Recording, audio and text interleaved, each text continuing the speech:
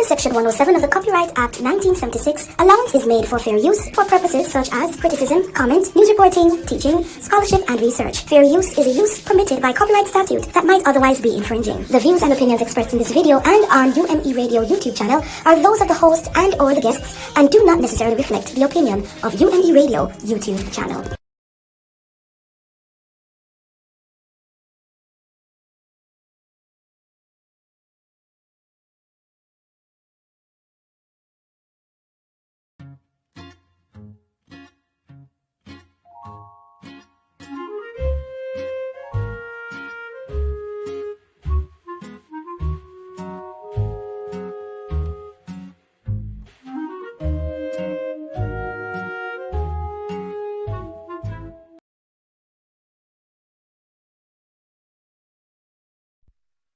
Are you ready for the weekend?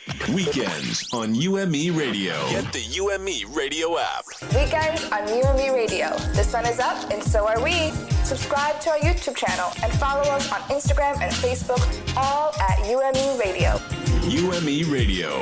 Positive entertainment 24/7. Subscribe on YouTube and click the notification bell.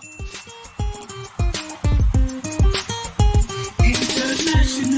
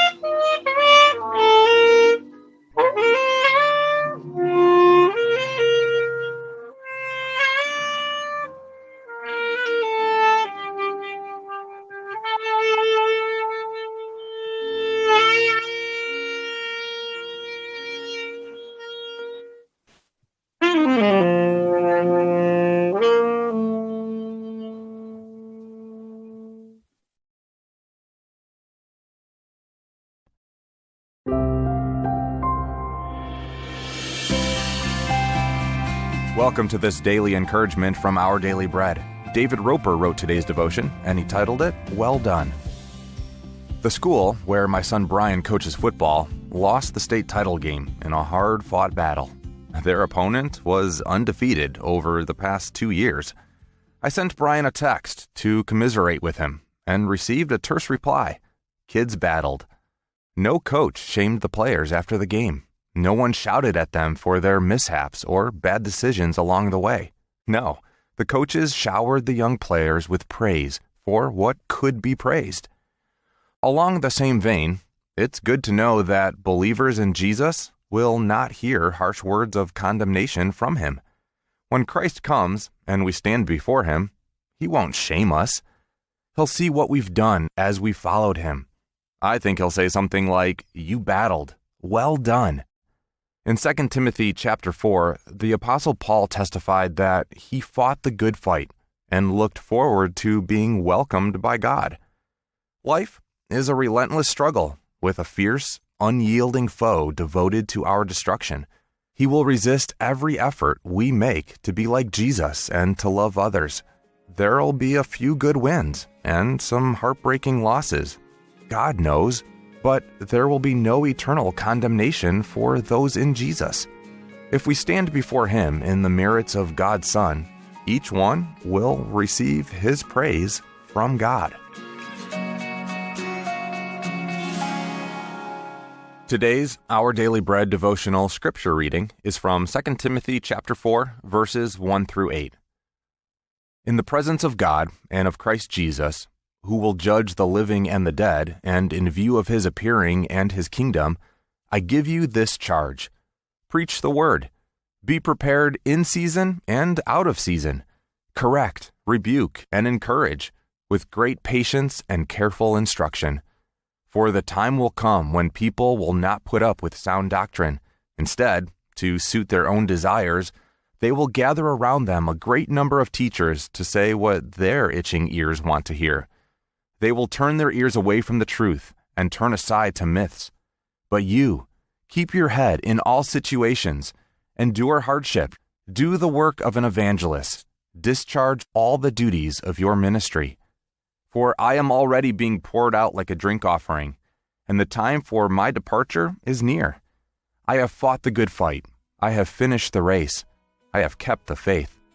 Now there is in store for me the crown of righteousness, which the Lord, the righteous judge, will award to me on that day, and not only to me, but also to all who have longed for his appearing.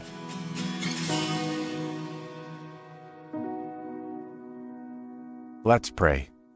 Thank you, God, for rescuing us from being condemned and revealing to us a new way of living that brings hope to a lost and dying world. May we reflect your love and forgiveness to those around us today, so that others may see their need of you and find their rescue too. In Jesus' name we pray. Amen.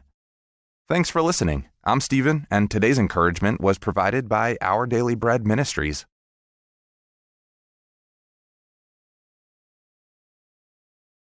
I am from the beautiful country of the Bahamas. Ooh, nice. My parents are Haitians. I was born and raised in the Bahamas, so it's like two halves. In my family, personally, no, but in the Bahamas, you still can't avoid the Christmas celebrations. For Bahamian families, it's family, food, and fun. So that's what Christmas is, those three F's, family, food, fun. So Christmas is about having the family together, eating a whole lot of food. I mean, peas and rice, macaroni, coleslaw, fried chicken, all of that good, fancy, fatty foods. And coming together, of course, they talk about the birth of Christ and the whole true meaning of Christmas. And of course, there's the exchanging of gifts, the decorating of the home, and then one of the most important aspects of Christmas in the Bahamas is the Junkanoo Festival. Tell me some more about that. Okay, Junkanoo is held twice. It's held on Boxing Day. That would be like Christmas night about 12, and then again on New Year's. And it's this whole parade where most of the city come together in this town, and bleachers are set up, and the main groups, they have two categories, the A category and the B category. and everyone just dresses in these really big, colorful costumes with crepe paper. The costumes are made out of cardboard, so it's a lot of glitter, a lot of colors, and they have the drums, the trumpets. It's a lot of music. It's one of those events you just have to go to, and even if you're watching it on TV, you can feel the drums like yeah. Okay. So that's Christmas. Does your family do the whole Christmas tree thing for Christmas? The typical Bahamian family, we put up Christmas trees, the Christmas lights, decorate the yard, and all of that. Definitely. So what are the different preparations like before Christmas? Before Christmas, it's just one word: shopping. A whole lot of shopping. I mean, the malls are just flooded with people. I mean, just everyone's just shopping. Parents would take their kids to go and see Santa Claus or Yogi Bear or whatever it is that they have at the mall at that time. Schools, kids who are still in school, certain schools would be participating in Junior Junkanoo, which is the festival for the schools. So kids would be getting ready for Junior Junkanoo, and there's lots of family time, and of course they go to church. And that's basically it. Shopping, family time, getting ready for Junkanoo. Is there anything like special to your family? Like a Christmas decoration that's special to your family? Family time. We make sure that on that day we're together, because other times when it's not holiday, we aren't together. Parents are like 2 jobs, working a lot. But on Christmas Day, we wake up and we just know that it's family day, and that's us. We pray together, and we spend the entire day together, cook a special meal, and that's us. After the whole meal and Boxing Day comes, what then? Do you guys go to Junkanoo together? Have you ever been? I have never been to Junkanoo, and the reason for that would be I live right near to the city town, so I can just stand on my porch and I hear the music, or if you go like up on the roof you can see it. So I'm like, why should I go pay the ticket and go? But I still have the experience, and then the TV is there and the friends are there, so you still have the music and all of that going along. It's a great experience. Take us there. Tell us what you would see. It's in the middle of the night, it's near the beach, so it's cold.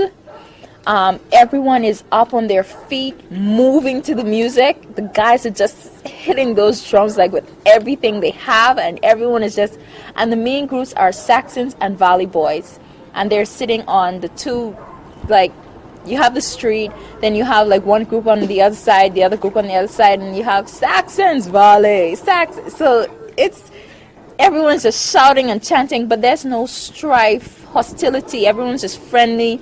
Yes, I'm Saxons, you're Valley, but we're still one, we're still family, you know. So the music is playing, the tourists are enjoying it, and everyone's just having a really good time. Thick jackets, of course, and that's it. Lots of colors, lots of glitter, lots of music, drums, you feel it in your heart. That's the Bahamas. What kind of music? Like drums only? No. It's drums and bass. It's basically drums and trumpets and those, yeah. That's basically So it. are they different? Like the Saxons play one set, the Valleys play one set? Yeah, they play different songs, and of course they have the dancers. They have the dancers who are dressed alike, and they're doing a choreographed dance. Then you have everyone who's just moving along. Then you have those who are wearing the really big costumes. Then you have the band, which would either be to the front or to the back, or both the front and the back. And it's these huge, like really huge, like your size goat skin drums that they heat up with the goat skin, and that's what they use. No steel drums, no steel pans? No, it's these huge, just big Okay. drums, yeah. All of them are big? Yeah. Of course, if they have the little kids in it, the drum would be like half of the big ones, but they're really big drums. Okay. The costumes, are they like carnival costumes? That's what I think makes the Bahamas so unique. It's not carnival-like costumes because they make it out of, if you have cardboard, they just take the cardboard, they paint it over, lots of crepe paper. It's not like cloth, they don't use like cloth, it's just basically cardboard, these huge like way over your head things that you have to wear like on your body, no wheels. They rarely use wheels, and you're just putting them over your body, and they're just big, massive. Okay, sounds like fun. It is. Is this your favorite part of Christmas? The Junkanoo part? Yeah. That and the food, I must say. I mean, and of course you get invited to people's homes and oh yeah, but I have to keep in mind it's Christmas. Got to keep the weight down, so don't eat too much. But yeah, Junkanoo music, you just, when you hear it, you have to move. It is impossible to just sit there and watch Junkanoo or hear the music and you don't move. You just have to, like, the body's just, you just have to move. But yeah, that's what makes Christmas unique in the Bahamas, Junkanoo. What cultural activities do you personally get into? They have rake and scrape, moments down at Fish Fry. Fish Fry is like an area that's in the town. Sometimes they have nights out where people, like, they dress like the olden day people and they have rake and scrape and all these dance and the floral dresses things when they're doing all those dances with their dress. So I would sometimes go and attend to those and yeah, see that. Take me to your most memorable Christmas. My most memorable Christmas would be when I got Kiko. I woke up Christmas morning and my godmother came to the house. I woke up and she was there and she said, "Oh, there's something for you under your bed. This is Christmas morning." I'm like, wow, I wonder what's under my bed. And I went and I just saw this huge pink box. I'm like, okay, what is that? And when I reached under and I pulled it from under my bed, it was this huge baby doll. And her name was Kiko, and she had a bottle that had like fake milk in it. And when you took the pacifier out of her mouth, she was like crying. And then you put the milk in.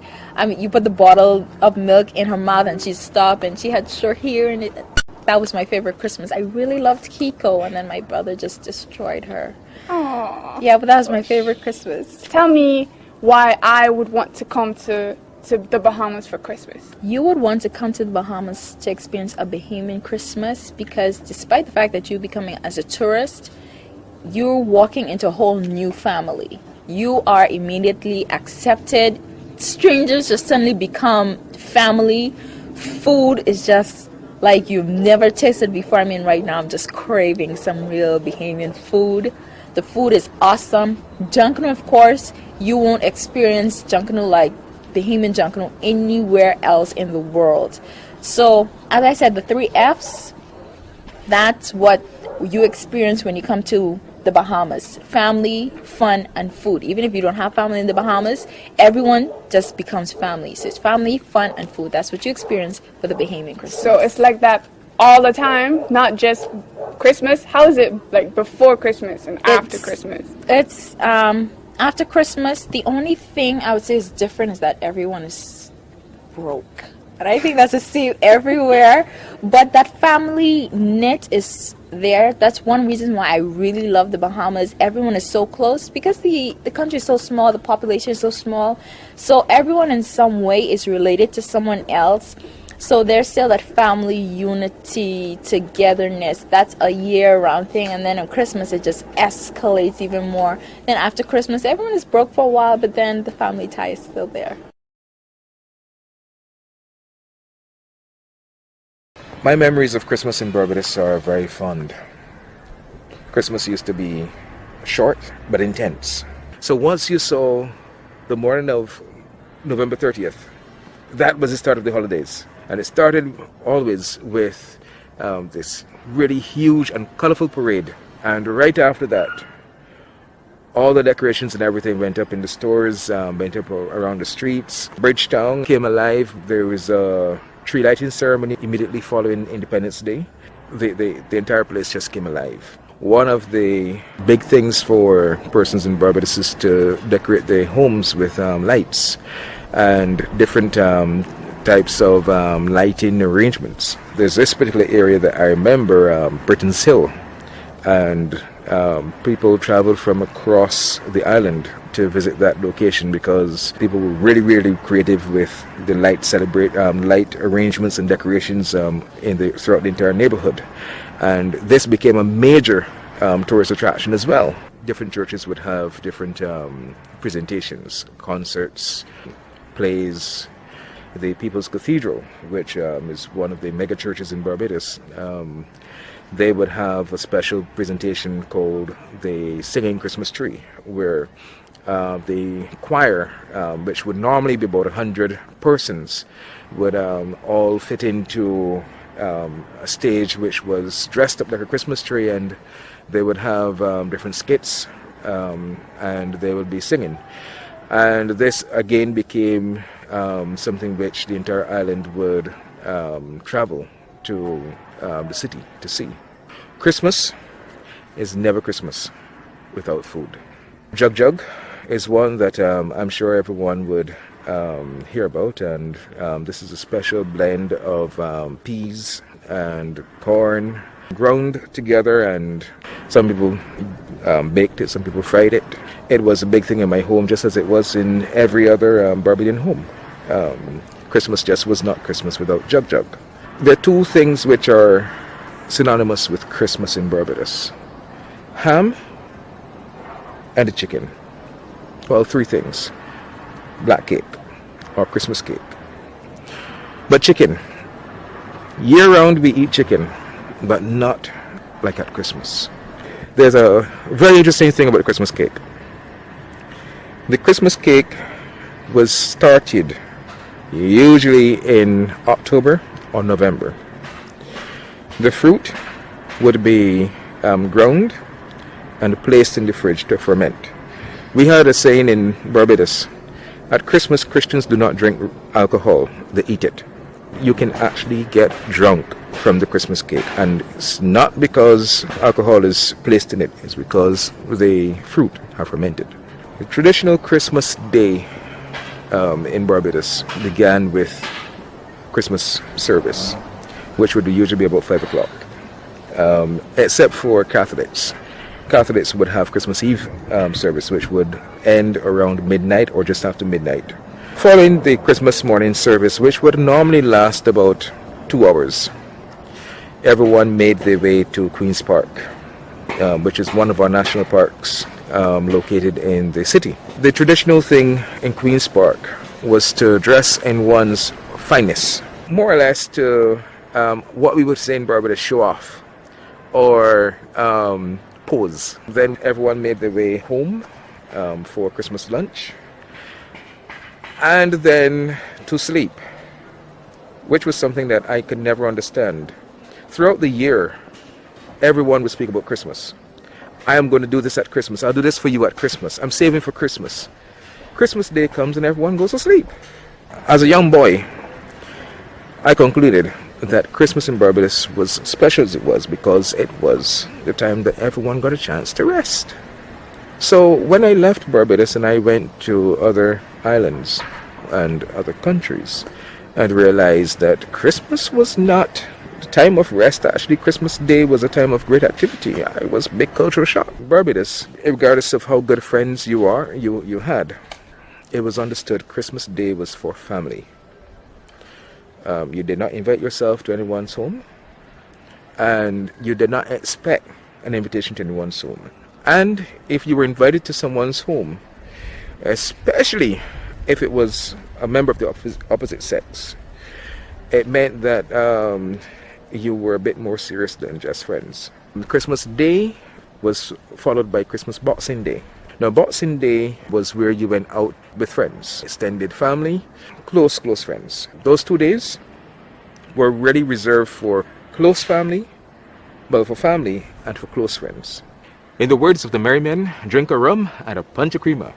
Have a great and wonderful Caribbean Christmas. This is a Caribbean story. Many Jamaicans have come to influence British culture in terms of Christmas. So, you drink sorrel and stuff. Sorrel, you have the typical West Indian dishes, rice and peas and stuff.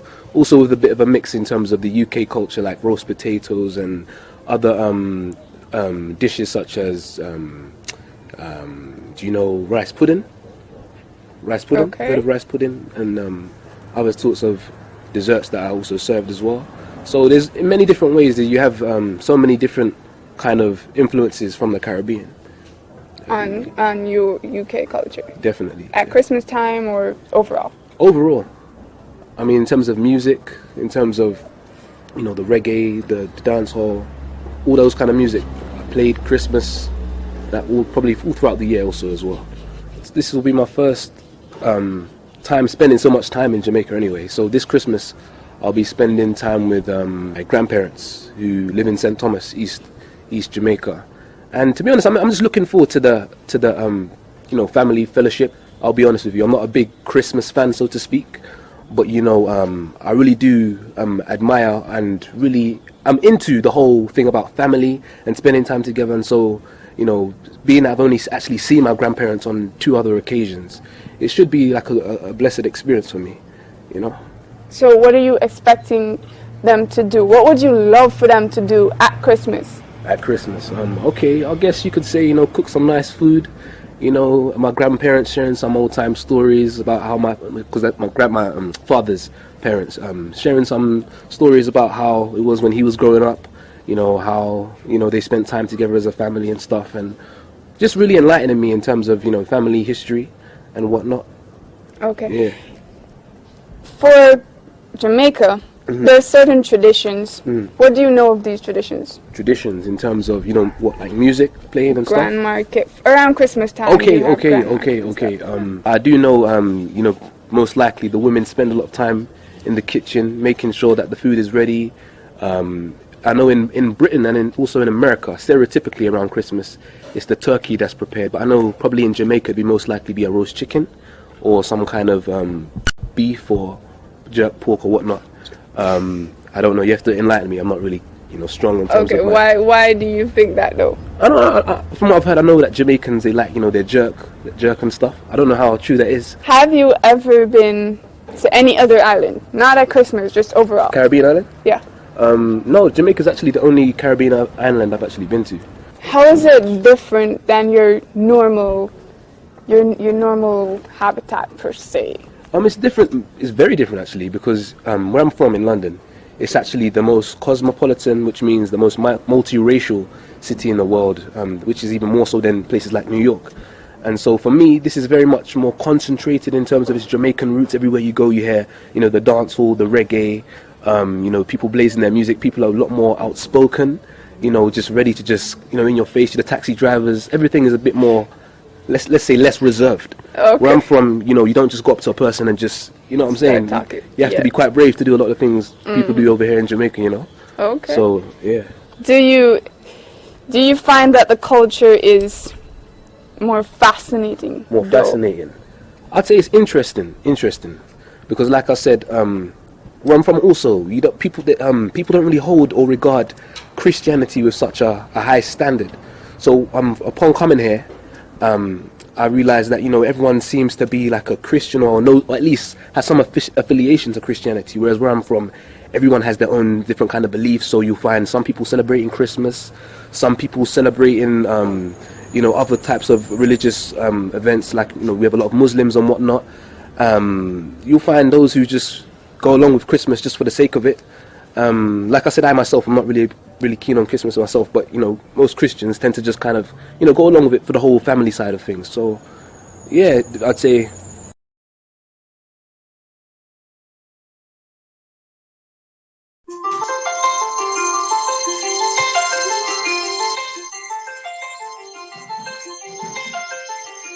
Oh, holy night, stars are brightly shining.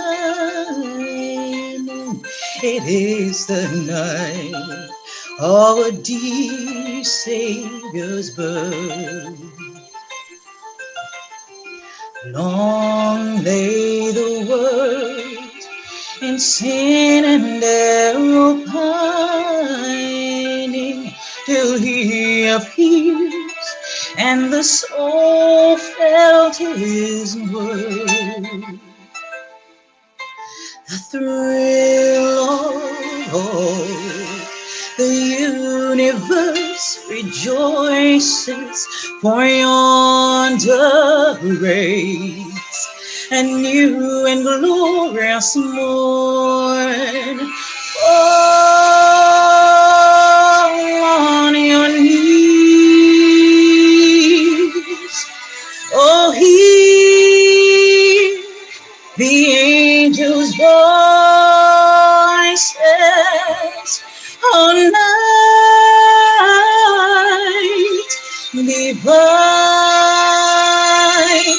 all night when Christ was born, all night divine,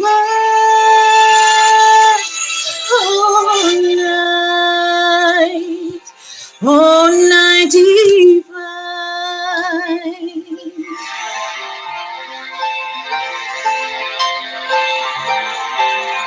Truly he taught us to love one another. His law is love, and his gospel is peace. Chains shall he break, for the slave is a brother, and in his name all oppression shall cease. With thrills of hope and glorious chorus raise me, let all within us praise his holy name. Christ is the Lord. Oh, praise his name forever. His power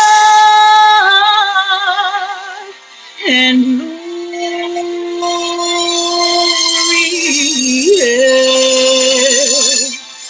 the more proclaim his power and glory,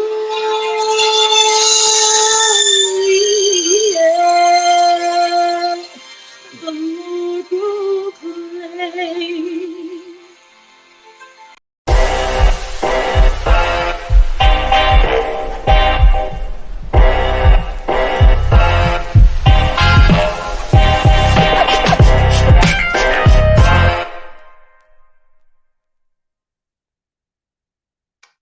Good morning. This is DeAndre with Get Fit Mind, Body, and Soul. I hope everyone's having a blessed morning so far and a happy holidays.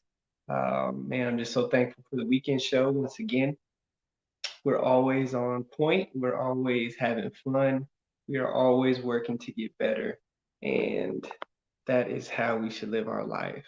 Just continuing to grow, continuing to be great, continuing to operate in purpose. So, thank you for tuning in. Thank you for your presence. So, the verse of the day that I do have is Jeremiah 29 and 11. And that is Jeremiah 29 and 11, New International Version.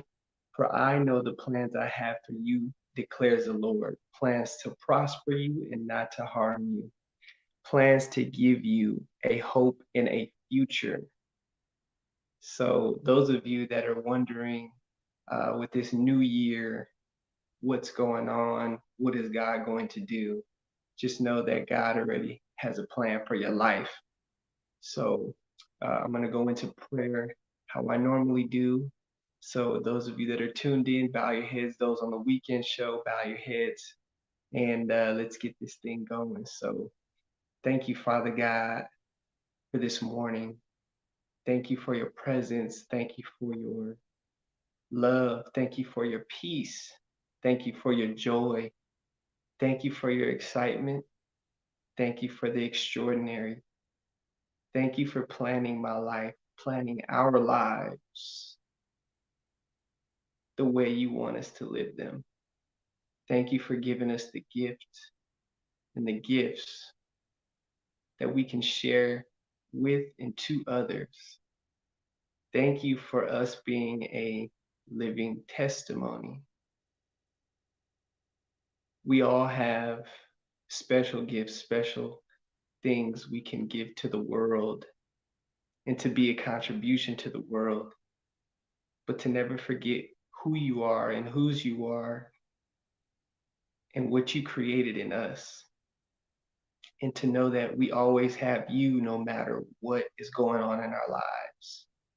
So during these holidays, Father God, I ask that you keep everyone safe, keep everyone together, keep everyone in love. And for those who are struggling and need healing physically, mentally, and spiritually, to heal their hearts, heal their bodies, Father God, as they go into this new year and have a renewed mind, renewed strength, renewed love, renewed joy, and to be excited for what God is going to do for all of us and for those individuals. So I just want to say thank you for this morning. Thank you for how you're doing it. Thank you for keeping us when we couldn't keep ourselves. Thank you for picking us up when we were struggling. Thank you for picking us up when we fell down. Thank you for always being there. In the name of Jesus, I pray and thank you. Amen. So today we will be talking about endorphins. So the benefits of endorphins by Very Well Mind. Um, endorphins are produced naturally. So as we go through this, we'll read the disclaimer. UME Radio and Creatively strongly recommend that you consult with your physician before beginning any exercise program. You should be in good physical condition before participating in any exercise program. I'm not a licensed care provider, and I have no expertise in diagnosing, examining, or treating medical conditions of any kind, or in determining the effect of any specific exercise on a medical condition. If you engage in any exercise based on information shared on this show, you agree that you do so at your own risk. The information provided is not intended to be substitute for professional medical advice, diagnosis, or treatment. Never disregard professional medical advice or delay in seeking it because of something you have read, seen, or heard on this show. So this is my Creatively page.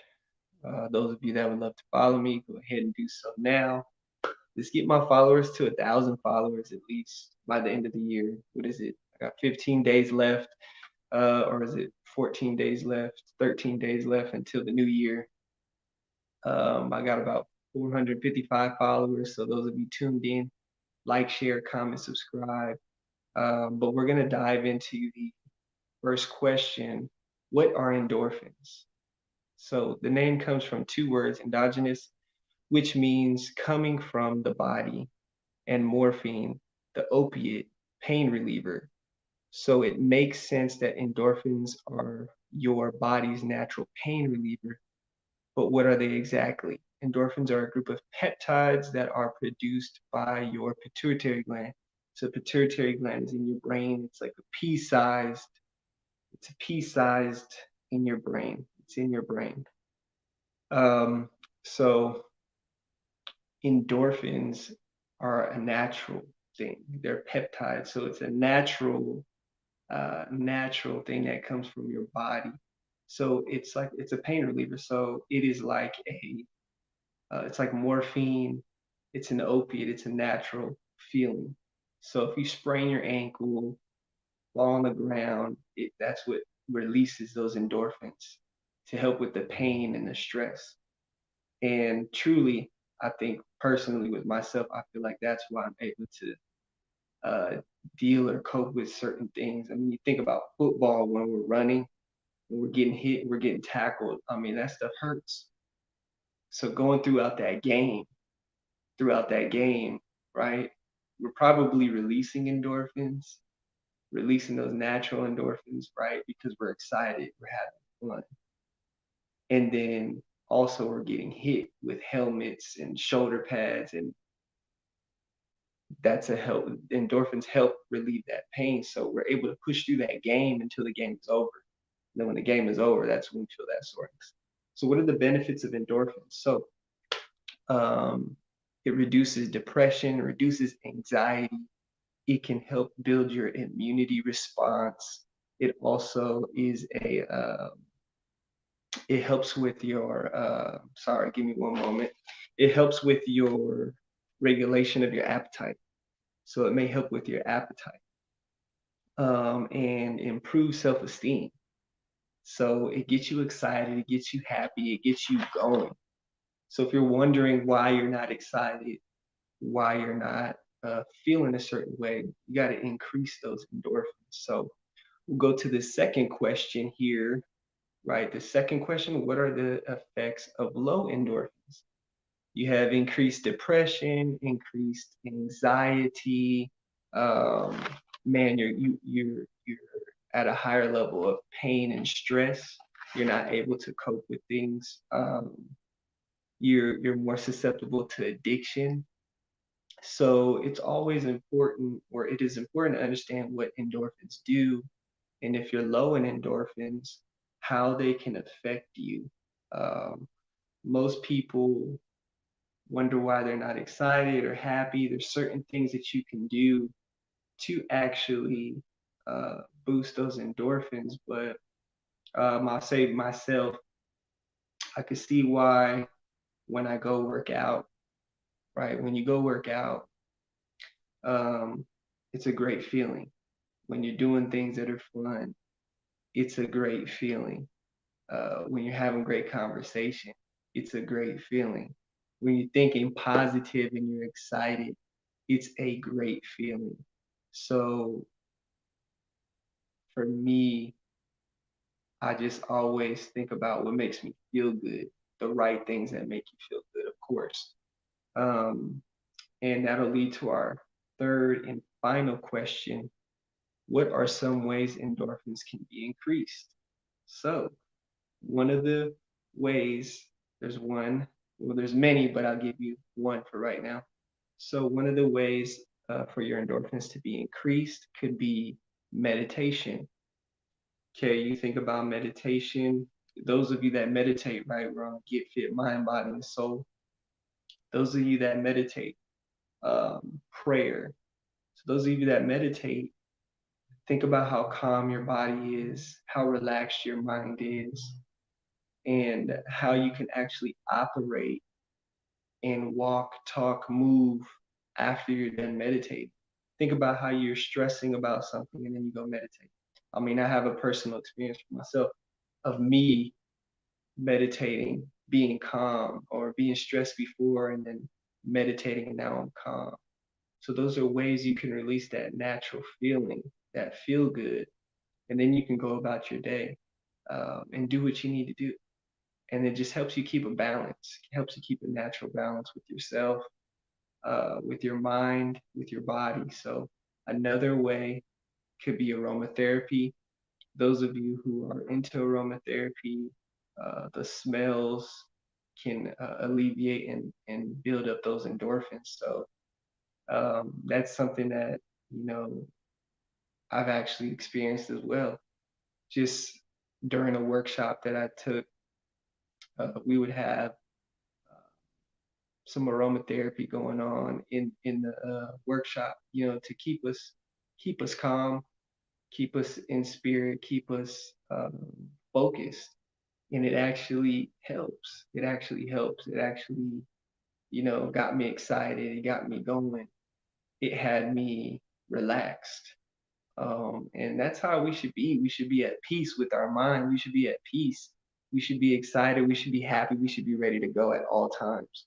So just thinking about those things, and the last one that I'll give you, and there are other, I'll give you the other ones, but it doesn't go with Get Fit Mind, Body, and Soul because chocolate is one of them too.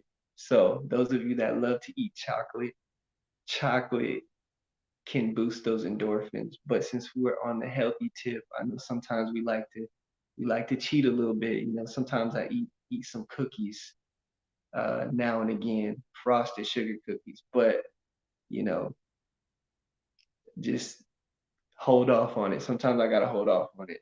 It's that sugar. So chocolate can help with those endorphins and boost those endorphins for you. So that's one of them, but I'm not gonna encourage you to do that. So one of the other ones is exercise, right? So low intensity exercise may not boost those endorphins. It may not get those endorphins going. You may not be able to produce it. So moderate to high intensity with those workouts, about 45 minutes, maybe 3 days a week, will help you boost those endorphins and get those happy feelings inside of you, that excitement, that pain reliever, that natural stress reliever. So I've always been a person in the morning. I like to work out early in the morning. Just got to get back into a routine, right? And that gets me going for my day. It's amazing when you get to do the things that you love to do, or say you want to work out at early in the morning, how that gets your day going. It gets you focused, it gets you ready. So I've always been an early bird since I was a kid, and I'm excited about going throughout my days. So that is another way. I'm gonna give you a couple other ones. So the other ones would be laughing, okay, laughing, being excited, joyful, social conversation, sitting in the sauna. Sitting in the sauna is another one. So sitting in the sauna, releasing those toxins and sweating and releasing that feel good. So just think about it right now. You're being educated on endorphins, what you can do um, throughout your day: workout, aromatherapy, laughing, meditating, being in the sauna. But all those things are healthy. Laughing is healthy. Working out is healthy. Meditating healthy. Praying healthy. So think about those things, not just what you're eating, right? We think about food being healthy. It's not just all that you eat, it's what you're putting into your mind as well. So if your mind is producing endorphins, that's a natural pain reliever, stress reliever. That's healthy for you. Your body can produce that. And you don't need food, well, chocolate if you want to eat chocolate, but you don't need food to produce that. You can do that by meditating. That's your soul, that's your spirit. You can do that physical exercise, that's you working out 45 minutes. You can do that with conversation. You can do that with laughing. So I just think it's important to understand what they do, what the endorphins do, and how you can produce more. So the last part of my segment, okay, those of you who are on the show, let's see, Mim Masterclass. What if I only eat chocolate once per month or once in a while? Would that be okay? Definitely. If you want to eat some chocolate, I mean, I'm a chocolate guy too. And the one thing I do love about chocolate is it has that rich taste, so you don't have to eat so much of it. It's not like I said, if I eat something else with sugar or that I like the frosted cookies, I feel like I can eat more than one. If I eat a piece of chocolate, I'm good. So I don't know why that is. I got to do research on that, but you can eat chocolate once a month if you like. You can eat it once a week if that's your thing. It's always good to be able to have a cheat meal in there. If you're eating right for the whole week and you decide to eat something at the end of the week, it's perfectly fine. Strong to the finish. Oh yeah, no problem. Strong to the finish. Yes, sir. Satin Brand says strong to the finish. You already know. I used to wear this shirt right here uh, when I had surgery on my Achilles tendon. So um, I would always wear these shirts. It's a brand that actually sponsored um, maybe like 2 years ago. So they would send these shirts in, and I'd post them and post them on my Instagram. So I really do love this brand as well. Hopefully we can connect and we can talk about some more things, but definitely the last part of the segment, we got a few minutes left. Those of you who are able to do it, okay, Memory Saint Masterclass. I love the affirmations behind you. Oh, definitely such an inspiration. Definitely. So we have some here. I don't know if you could read it. I know the lighting. I am extraordinary. I'm unstoppable. Definitely.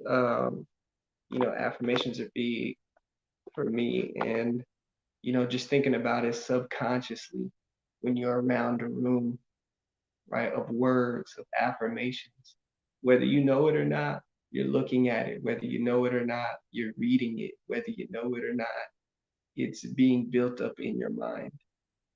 So when you leave the room, when you go out throughout your day, it's in your mind. And I truly believe that. And, that's a part of my testimony of when I moved to Tennessee. When I moved to Memphis, Tennessee, I had scripture on the wall, scripture on my ceiling. And when I was about to move, I took down those scriptures and I could feel the peace come upon my spirit. And boom, I read the verses that I had and I was being those verses. I was being what God wants me to be or wanted me to be in that moment. And it felt so peaceful taking those scriptures off and reading them. It's like, wow, whether I was reading it every day or not, subconsciously and through prayer, meditation, I was actually being those things. So I'm just very thankful for that. So those of you who have time, we have 2 minutes left. Okay, I want you to be excited for the new year. I want you to be excited to go. I want you to be excited for everything that's upcoming. If you're able to do it right now, I want you to give me 10 push-ups. Okay, I'm gonna find a spot on the floor here. And I'm gonna try to get my 10 push-ups in. Hopefully this camera doesn't fall or anything like that. But I'm gonna try to get my 10 push-ups in, y'all. Okay, if those of you who are able to give 10 push-ups, 10 push-ups, 10 push-ups, 10 push-ups right now, 10 push-ups and bring this life. 1 minute, 1 minute, 1 minute, 1 minute. So those of you who are able, 10 push-ups, 10 push-ups, 10 push-ups.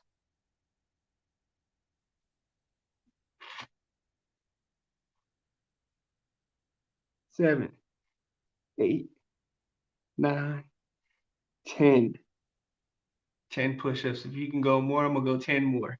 1, 2, 3, 4, 5, 6, 7, 8, 9, 10. Whew. Ooh-wee. I'm trying to get my endorphins up. Build those endorphins. Get that mind right. Get ready to go. Oh, Lord, now I'm going to have to do it since you are, Sam Brandy. Go ahead. Get those 10 reps in. If you got to do half push-ups, you can do half push-ups. You guys got me breathing over here. Woo. Wow, you shifted my entire energy. How inspirational. Thank you. Thank you. If you want to go moderation or modified, you can go on your knees, down, halfway. It's really up to you. That got me breathing. That woke me up. I hope you guys have a blessed day. I hope you guys are inspired. I hope that these affirmations behind me can inspire you because all of you are extraordinary. Where can I find you again, please? Okay, so my Instagram is DeAndre Burrell, D-I-O-N. It's right here at the bottom of the screen, I believe. Follow, like, comment, subscribe. DeAndre Burrell, it's my first and last name. That's my Instagram, that's my Facebook. And my business page is Create Elite, CR8, Elite, ELITE _ LLC. So there you go. Thank you all for having me. thank you for this segment, and I can't wait till the new year. But be great now and don't wait. Be who you truly are in God. Be who He wants you to be. Respond in your ability because you're able. Remember, God has plans for your life, and He declared it already. So we can always declare it with our voice too. Yes, ma'am. Ms. Masterclass is wow powerful. I thank you for that. So I appreciate you. Like, comment, subscribe, and share, and we'll see you in the new year. Bye.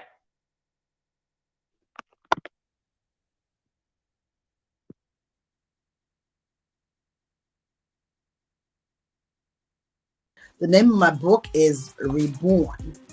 And Reborn is a story, a personal story about my journey from a place of despair to fulfilling God's purpose in my life. I have gone through a lot of challenges, a lot of, things that happened to me in my childhood all the way to my adulthood.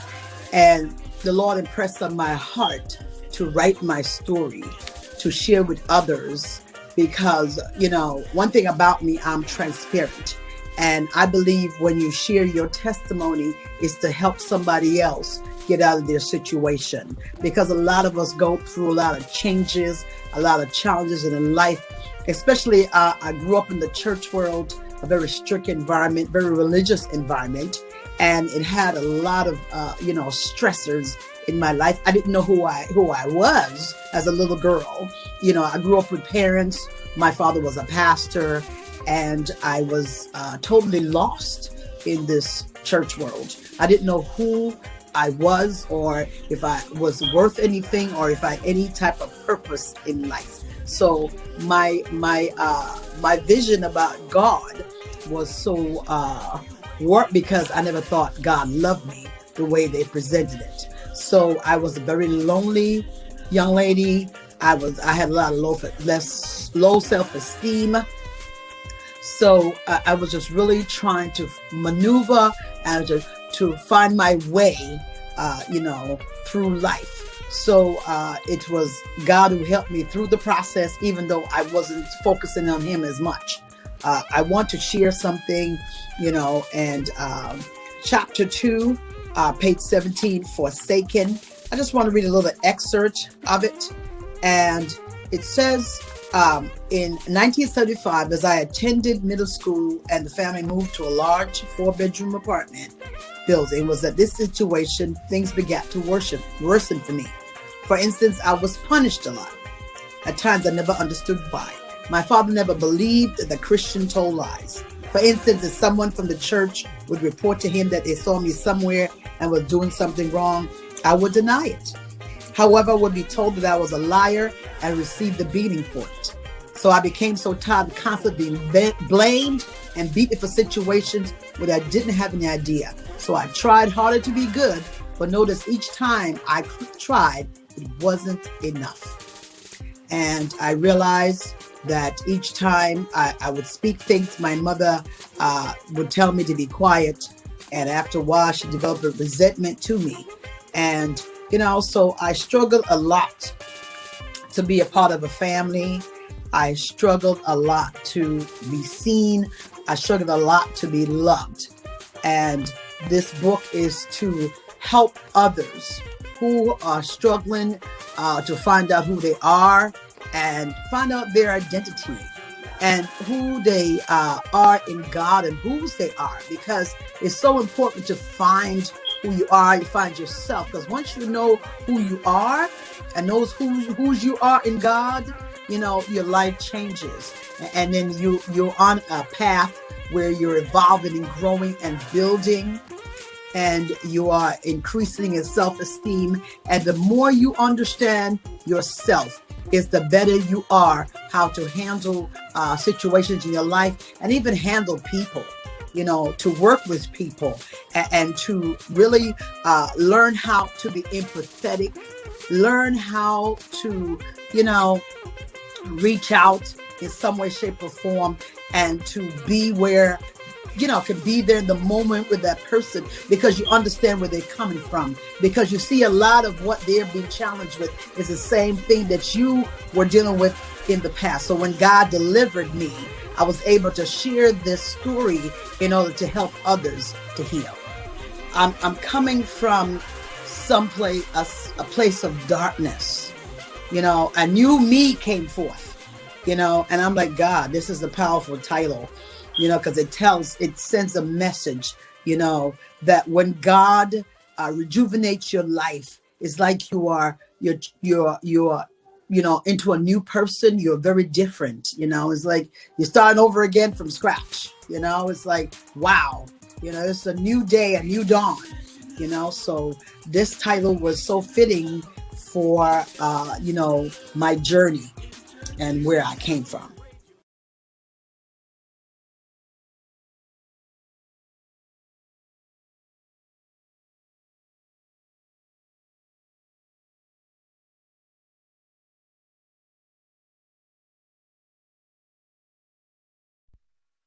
Are you ready for the weekend? Weekends on UME Radio. Get the UME Radio app. Weekends on UME Radio. The sun is up and so are we. Subscribe to our YouTube channel and follow us on Instagram and Facebook, all at UME Radio. UME Radio. Positive entertainment 24/7. Welcome to Entertainment Now on UME Radio, WUMEDD New York. This show takes you beyond the music, dance, box office and thrills. For deeper and more meaningful insights into the minds and hearts of the players. We share stories about pop culture, celebrities, and everything entertainment, but with education and empowerment in mind. It's all about positive entertainment. Now, our awesome guest today is Kay Anthony, who has been nominated for the Juno Awards for Contemporary Christian or Gospel Album of the Year for the album titled The Cure. Kay Anthony is also the first native of Jamaica to be nominated for this award, and it's so exciting for Jamaica to have the very first native of Jamaica to be nominated for this prestigious award. Also, Kay Anthony released a new song titled Free on February 12, 2021, which has been doing amazing. This melody reaches your heart and brings you a sense of inner peace.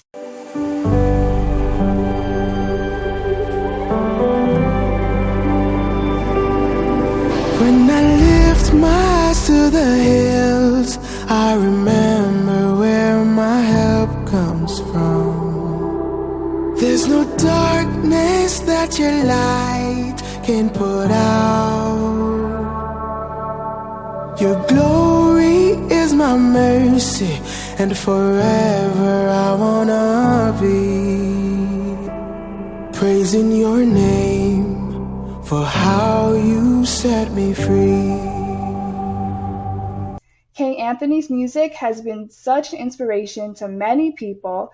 It's that kind of music that gives you goosebumps as the words resonate with you. And we want to say first, thank you so much for coming on our show, Kay Anthony. It's such an honor to have you here. Thank you for having me. Thank you. I was born in Montego Bay, Jamaica. I grew up in Falmouth, Trelawney. My parents, Beverly and Rallin Fowler. I have only one sibling, and his name is David. He studied mass communication. I ended up studying music. At first, my first love was track and field. Many persons don't necessarily know that. However, my mom didn't think that I was going to be able to focus. As a result of that, I went to a private institution called Harrison Memorial High in Montego Bay. After I graduated, I had the intention of becoming a agronomist, something that have to do with agricultural science and soil testing. However, since they weren't accepting anyone at the time, my mom asked if I've ever thought of studying music, at least doing it for a year. So that's how I ended up at Northern Caribbean University, where I studied music and I also did a degree in communication. I love to travel. I love experiencing new things. I love being in the studio. It's probably one of my favorite things to do is to be in the studio with like-minded people writing. And yeah, I love to have a good time, but I'm also a bit reserved at time. Yeah, so that's a little bit about me. After Northern Caribbean University, I was signed from early. That's something that many people don't know. I was signed to a label at the time called Message Music while attending Northern Caribbean University. Did my first tour with a group called Caris. Outside of representing the university inquiries, I did my first tour in 2006, and after that didn't go so well. I started managing on my own career from then on, which took me some time to understand the business aspect of it. At that time, I became a teacher. So I taught music both at my alma mater, Extension Campus Studies, and also at a high school called McGrath High School in St. Catherine. So I ended up in teaching how, I don't know, but I was successful at it. In 2011, the runner-up song that was sung in the JCDC adult competition when it comes to gospel was written by myself, and the person was actually my student.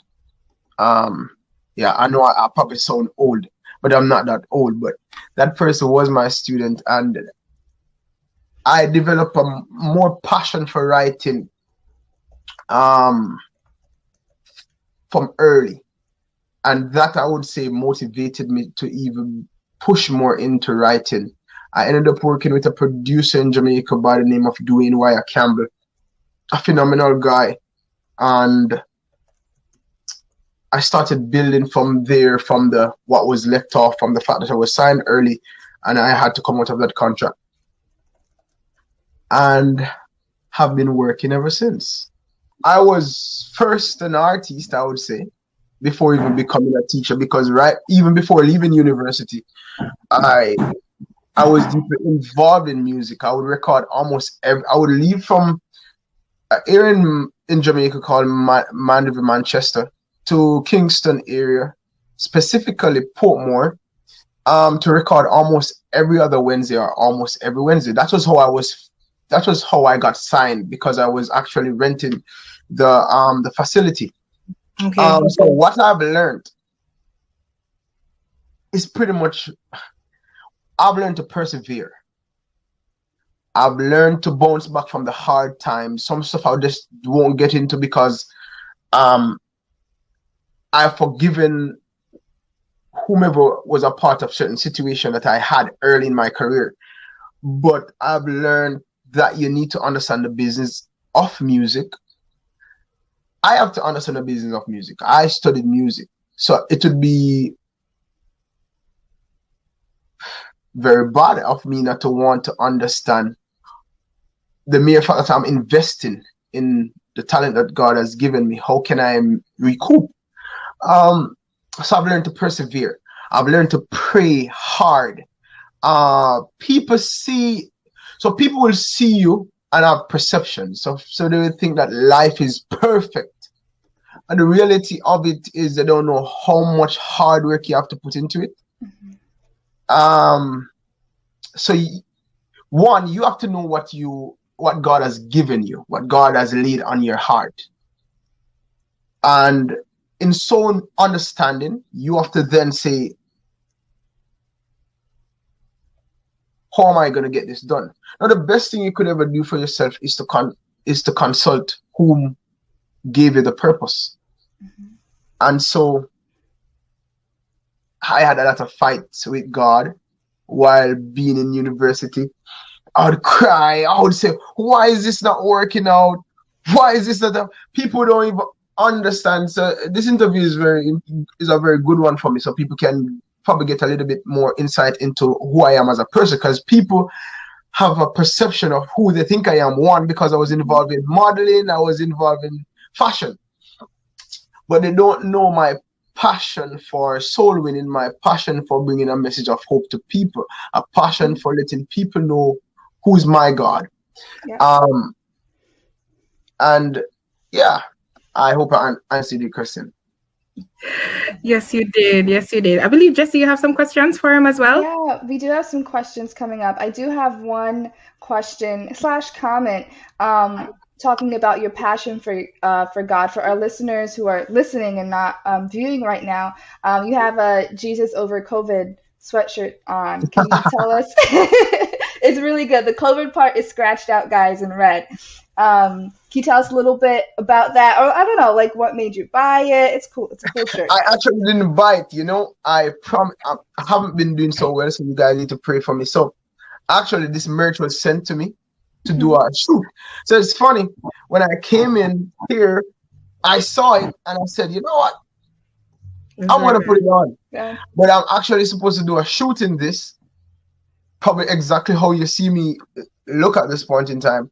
And I haven't been able to get to it yet, but I'll hopefully next week so I can get off the photos to this company that wanted me to do some merch for them. Okay, awesome. Okay, we have a couple more questions. So one is, what influences the lyrics of your song? What do you want your listeners to experience when they listen to your music? Truth, transparency. Probably that's why I don't talk too much sometimes, because I'm very transparent and I will say it as how it comes.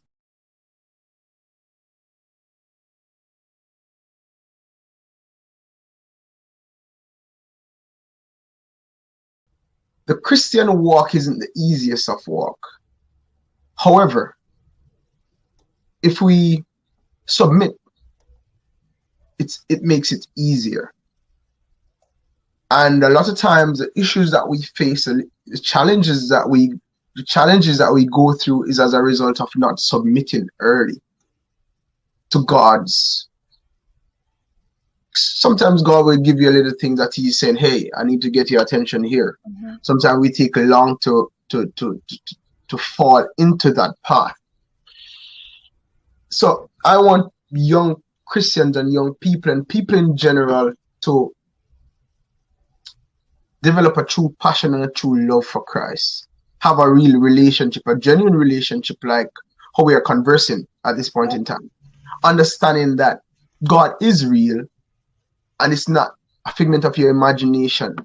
And I think if we develop that relationship, the more that relationship grows, we'll tend to have this respect for Him, where we'll be reverent in His presence and understand that He's an awesome God.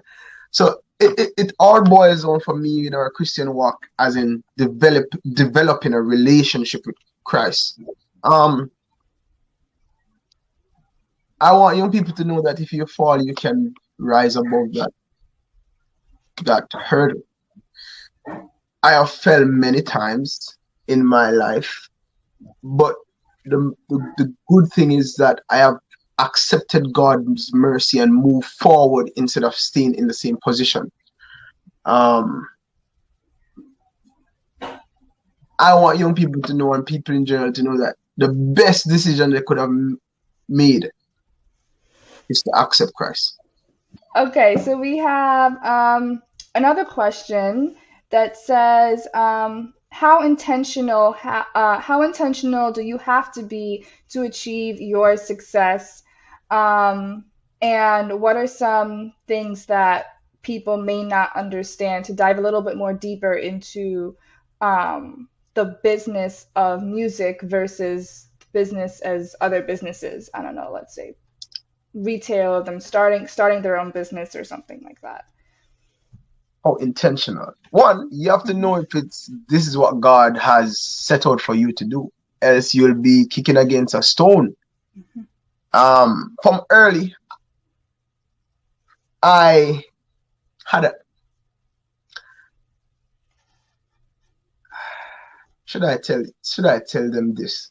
So from early, I had a plan for my own, should I say, career or ministry. Actually, I saw it beyond where I'm from. And people might say, you probably think that you're better than, I don't think I'm better than anyone at all. However, I grew up listening to certain genres. I was never more inclined to my genre within my country. That was what was interesting.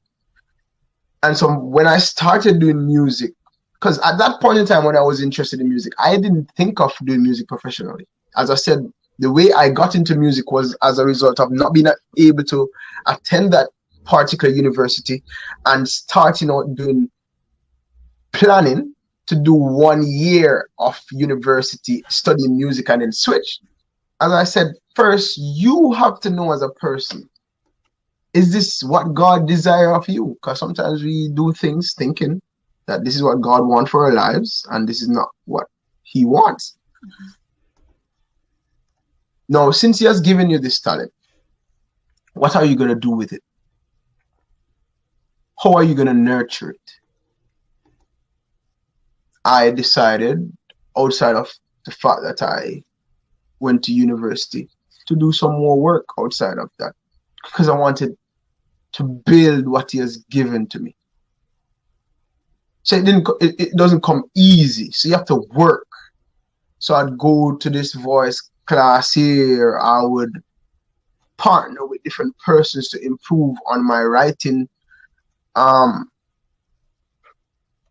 We cannot do it we cannot be working for God and just do it in any way. You're representing the King of Kings. And I'm not just saying that.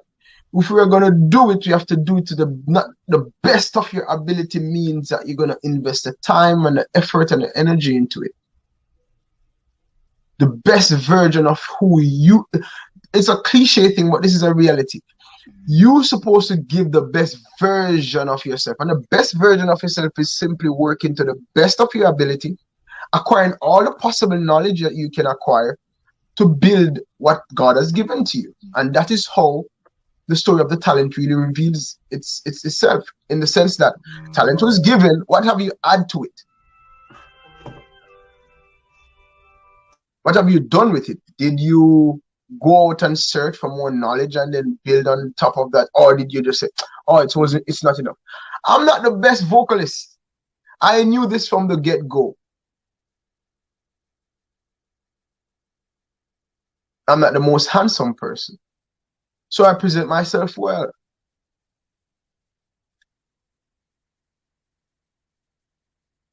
And something I learned early is to partner with people who have something that complements what I have, and who is interested to build what I have so I can present it to the world. Not sure if I answered your question. Hopefully I did. But being intentional is not just saying you're intentional. Intentional meaning you understand your purpose. You're working in your purpose. Mm-hmm. And it might not happen overnight, because I shed a little tiny bit of tear when I was nominated. Because I've been doing this for a while, and I've never been nominated for nothing. I'm not doing it for nomination, but people will say they're having the award show, and as a human, I'm being, as I said, I'm being transparent. As a human being, you'll feel like you're not appreciated or what you're doing. There's a little noise that will come at times. That's the reality. But I honestly learned how to push away that noise and work hard. I work very, very hard, and that's something that I thank God for. To instill, my parents instilled that in me, and what I've acquired is more salvific, is perseverance. I've learned to persevere. That times won't be easy. However, how much are you going to rely on God? I had sleepless nights, cry all the time by myself, because I think this is not working as how I wanted.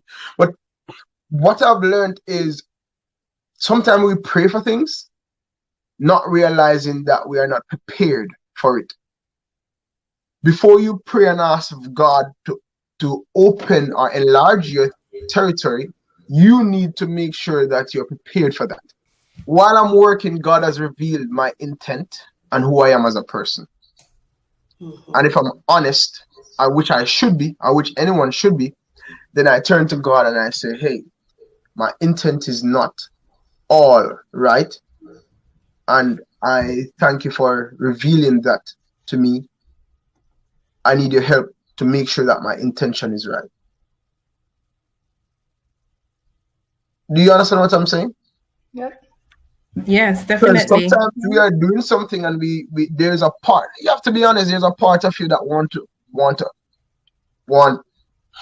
acclamations, want to win this, but then so God will reveal who you are. No, you need to accept it and then say, okay, I see what you're saying. You're not prepared. You're not ready. That's what I'm telling you. And I want you to be ready. I want you to realize that that's a weakness that you have and you need to grow past this. So I'm revealing it to you. And I'm not giving this. You see, we have to be with God like he's a parent. But he's not a parent. He's the best parent. He's not going to give you a gift that you're not ready for. If he gives you the gift, that means there is enough for you to hold on to. To not falter, to not allow the gift to allow you to falter. Well said.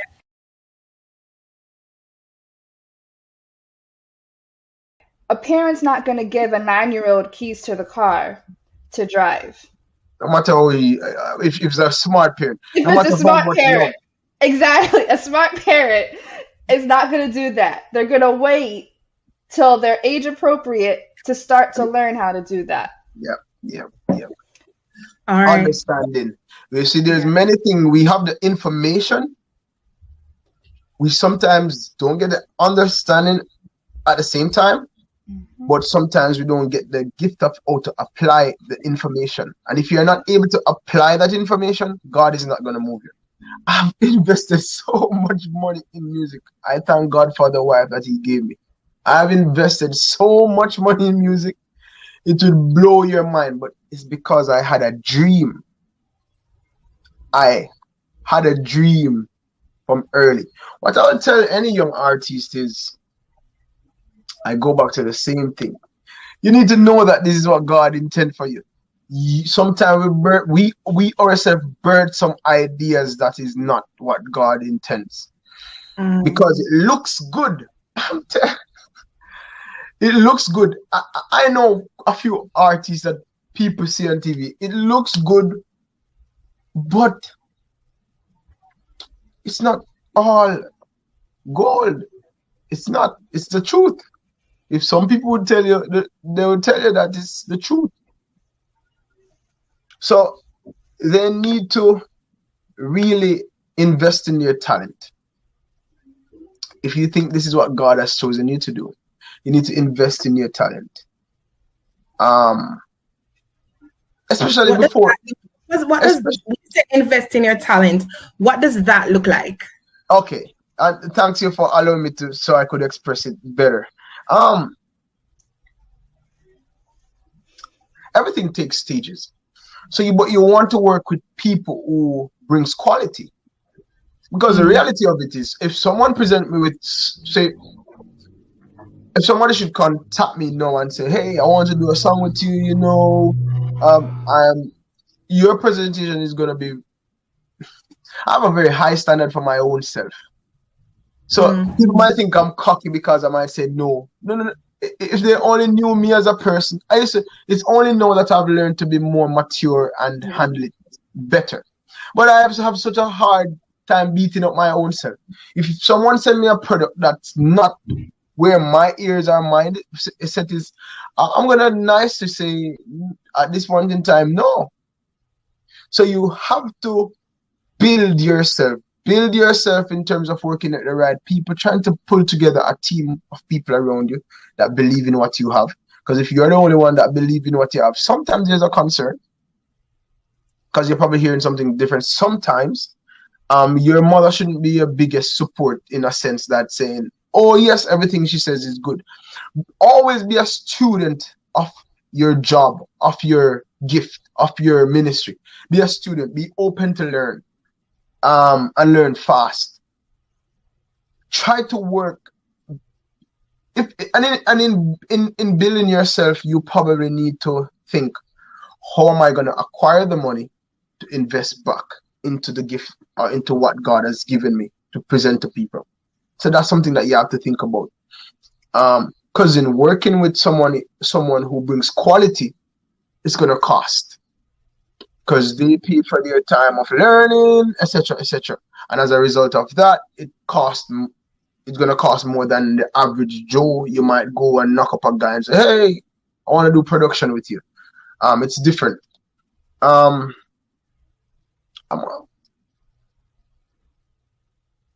Put yourself out there. But put yourself out there well, dressed well. Just try and represent yourself and God well, and whenever you step out to say, I'm doing this. Because believe it or not, you're competing. There's no two way. You're competing in many ways of that word express. Young people are drawn to certain styles and so forth. And I'm not saying you should water down nothing that you're doing. I'm just saying that you have to bring quality, because you're already at a disadvantage if you're not. So you have to say, okay, how am I going to get my music to sound like it can be really listened to? So I think that is important. But as I said over and over, know for sure this is what God intended for your life, because it's not a bed of roses.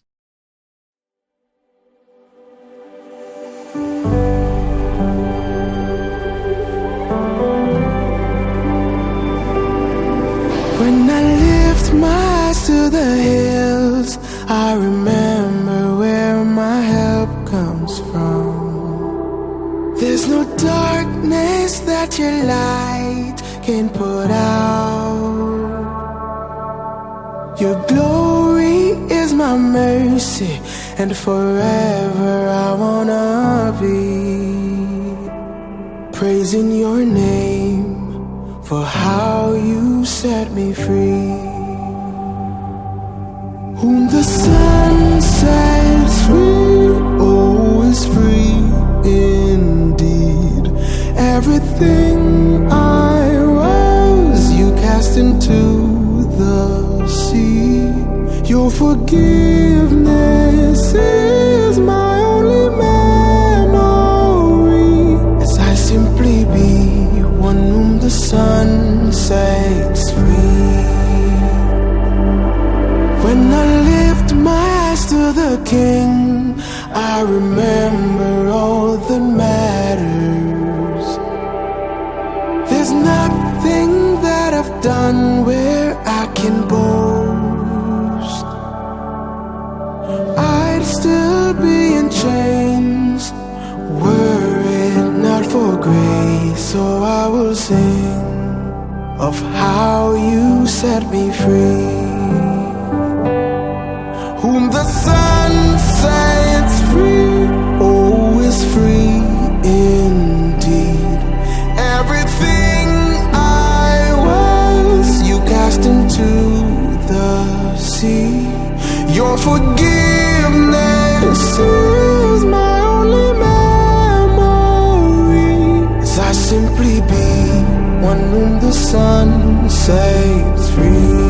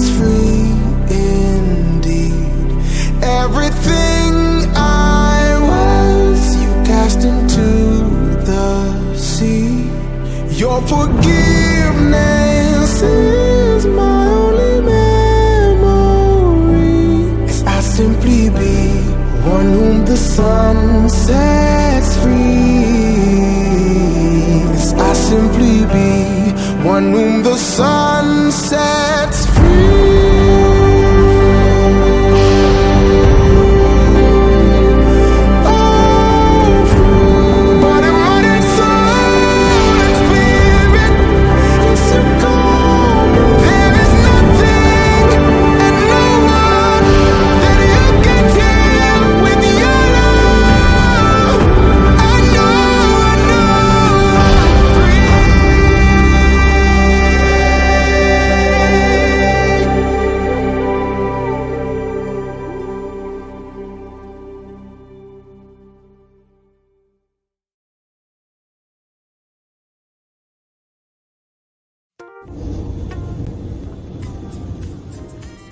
Welcome to Wealth Mindset, a place where there is equal opportunity. A place where you decide, flourish, and commit. Where you have the freedom to be and thrive. Don't just fuel your passion, but walk in truth, in your divine purpose. Reap the rewards God has for you. Join us while we take a look inside the purpose mindset, where we look at business sense, money matters, coins and currency, and checks and balances. We talk about growing your network, net worth, and net income for your family and the community. Let's empower Black families and support UMERadio.com. Don't also forget UDMIBrands.com and FamilyAllTheWay.com.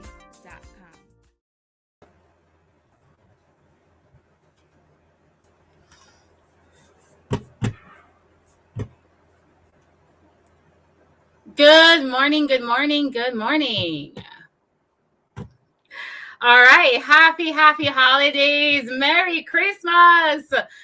I'm super excited. As you can see, I am dressed from head to toe in red to share this morning on the Wealth Mindset Show. So welcome to everyone that is listening in. So it is said that our lives are transformed when our minds are renewed. A wealthy life is therefore the product of a wealthy mindset. So the Wealth Mindset is a show that seeks to renew the mind with proven plans, principles, philosophies that will establish the right paradigms for prosperity in all areas of life. With the wealthy mindset, entrepreneurs and wealth seekers will be empowered to activate, to innovate, to create, to elevate, and to serve in order to thrive, not just survive. We will inspire people of color to create wealth, to leave an inheritance for their children's children, and a legacy in them. A legacy that creates a brand new generation of wealthy mindsets. Hi there for everyone who is joining us for the first time, and for our returning viewers. It's your girl, Marsha Gay Miles, and welcome to our show, Wealth Mindset. Now, I am a lifestyle engineer and a digital wealth creator, and I am building both a digital business and digital investment portfolio online right here from Kingston, Jamaica. But as a leader, as an educator, as someone who is, inspiring others in that space of wealth creation, I have identified a common factor that plagues the majority who seek financial enrichment, who seek to create wealth. And I believe that it rivals even low financial literacy. And that is a weak wealth mindset. It has even affected me. And as such, this show aims to help persons understand that it exists. Sometimes it's not about you. Sometimes it's simply about what you have been through that has positioned you where you are. But we're here to fix it. Now let's do an assessment. How do you know we have a weak wealth mindset? Well, if you actually have all the information, like you understand that you're to earn money, you're to save money, you're to invest money, you know that, but you're not actually doing it, you're not actually putting that information and education in practice, that's when you realize there's a disconnect there. There's something wrong. That's what we define as a wealth mindset, a weak wealth mindset. Sorry. So this show is seeking to develop and strengthen your mindset, because once your mind is properly set, you will be set up to create the wealth you desire in all areas of your life. So, speaking of all areas of life, what area of life are we currently, presently in? And I'm super excited. I said at the beginning, it's Christmas time. It's the time, the biggest season of the year. And of course, they say it's the most wonderful time of the year. We're literally 7 days away, 1 week. Like the next Saturday is Christmas Day. I'm so excited for so many reasons. But we're 7 days away from the highly celebrated Christmas Day. The buzz of excitement is felt everywhere, not just from me. I know you can feel mine, but it's everywhere, right? And in Jamaica, we talk about the Christmas breeze. We're feeling that Christmas breeze. People are extra friendly. You smell delicious aromas everywhere. The vibrations are positive. The expectancy is high. There is certainly a strong buzz of hope in the atmosphere. I love it. We all love it. Now, last week, we spoke about Christmas consumerism, right? And we spoke about the fact that we are currently in the highest retail and spending season of the year. So though it's all fun, we also have to be mindful. This is the Wealth Mindset Show, right? And as such, today's topic of discussion is how to have a very Merry Christmas without busting the budget. A penny-wise Merry Christmas. I love it. And so that's what we're going to talk about today. On the Wealth Mindset Show, we're going to be mindful of that penny-wise Christmas budget. We're going to enjoy it without busting our pockets, right? So today's show will be all about sharing with you ideas and tips to ensure that you experience that you experience an extremely Merry Christmas without busting that budget, being penny wise. And what we're going to be doing is sharing with you varying views. And I have invited on today's episode the other host of the weekend show. So the entire weekend's crew is going to be joining me to help me answer that question for you, because I understand that, you know, budget for everyone will be different. Christmas experiences for everyone will be different. And so maybe there's going to be someone's opinions and tips that will be shared this morning that will impact you, that you can take away from. And so we are going to be sharing that. Now, here are the questions that we're going to be answering. First of all, what are your plans for the Christmas? Like, what kind of Christmas traditions are you planning on experiencing? The second question is, what are your top 3 things that you will be doing to have a very Merry Christmas without busting that budget, a penny-wise Christmas?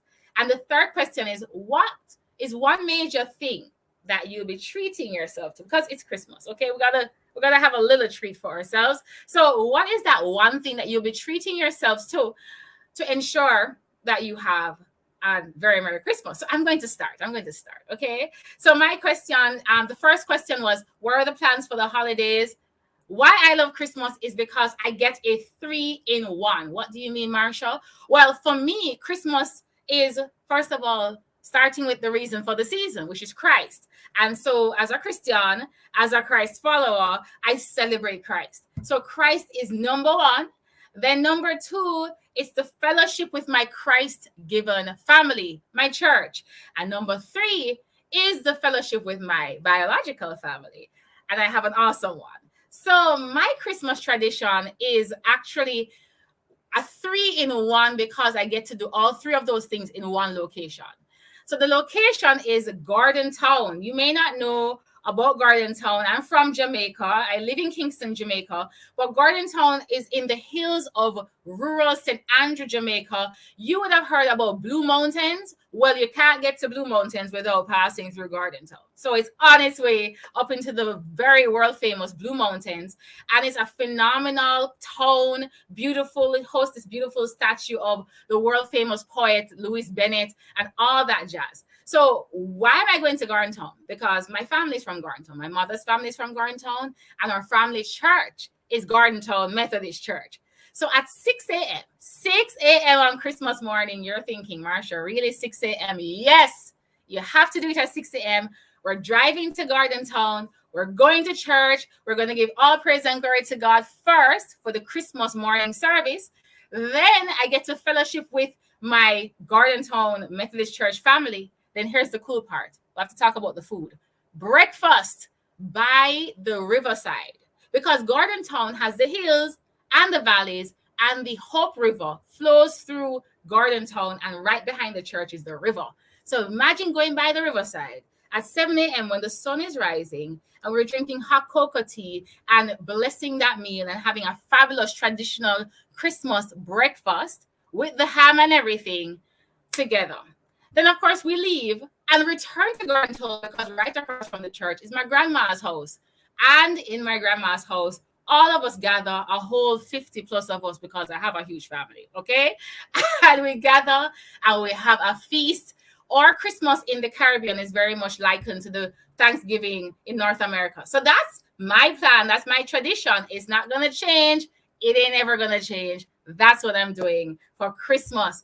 As it relates to now, 3 tips to save money and have a very Merry Christmas on a budget. First of all, potluck. You see, 50 people, that's not easy to feed, but we all can cook and we all can bring a meal. So we each bring a piece of the entire spread, and that helps to now ease the budget for each of us individually. Now, my second tip is have an open conversation. It's okay to say, I don't have the money. Like, it's okay to say, this year, my expenses, my budget is tight. This year, I don't have enough. So that's fine. I encourage you to doing that as well. And I've had that conversation with my girlfriends. So we don't have a pixie exchange this year. And we're not having a gift exchange for my family either. So my husband gets a gift. That's it. That's all for the gifting for me. And then again, I will reiterate, be okay with saying no. It's okay to say no. No, I can't go here. No, I can't go there. No, I can't give that.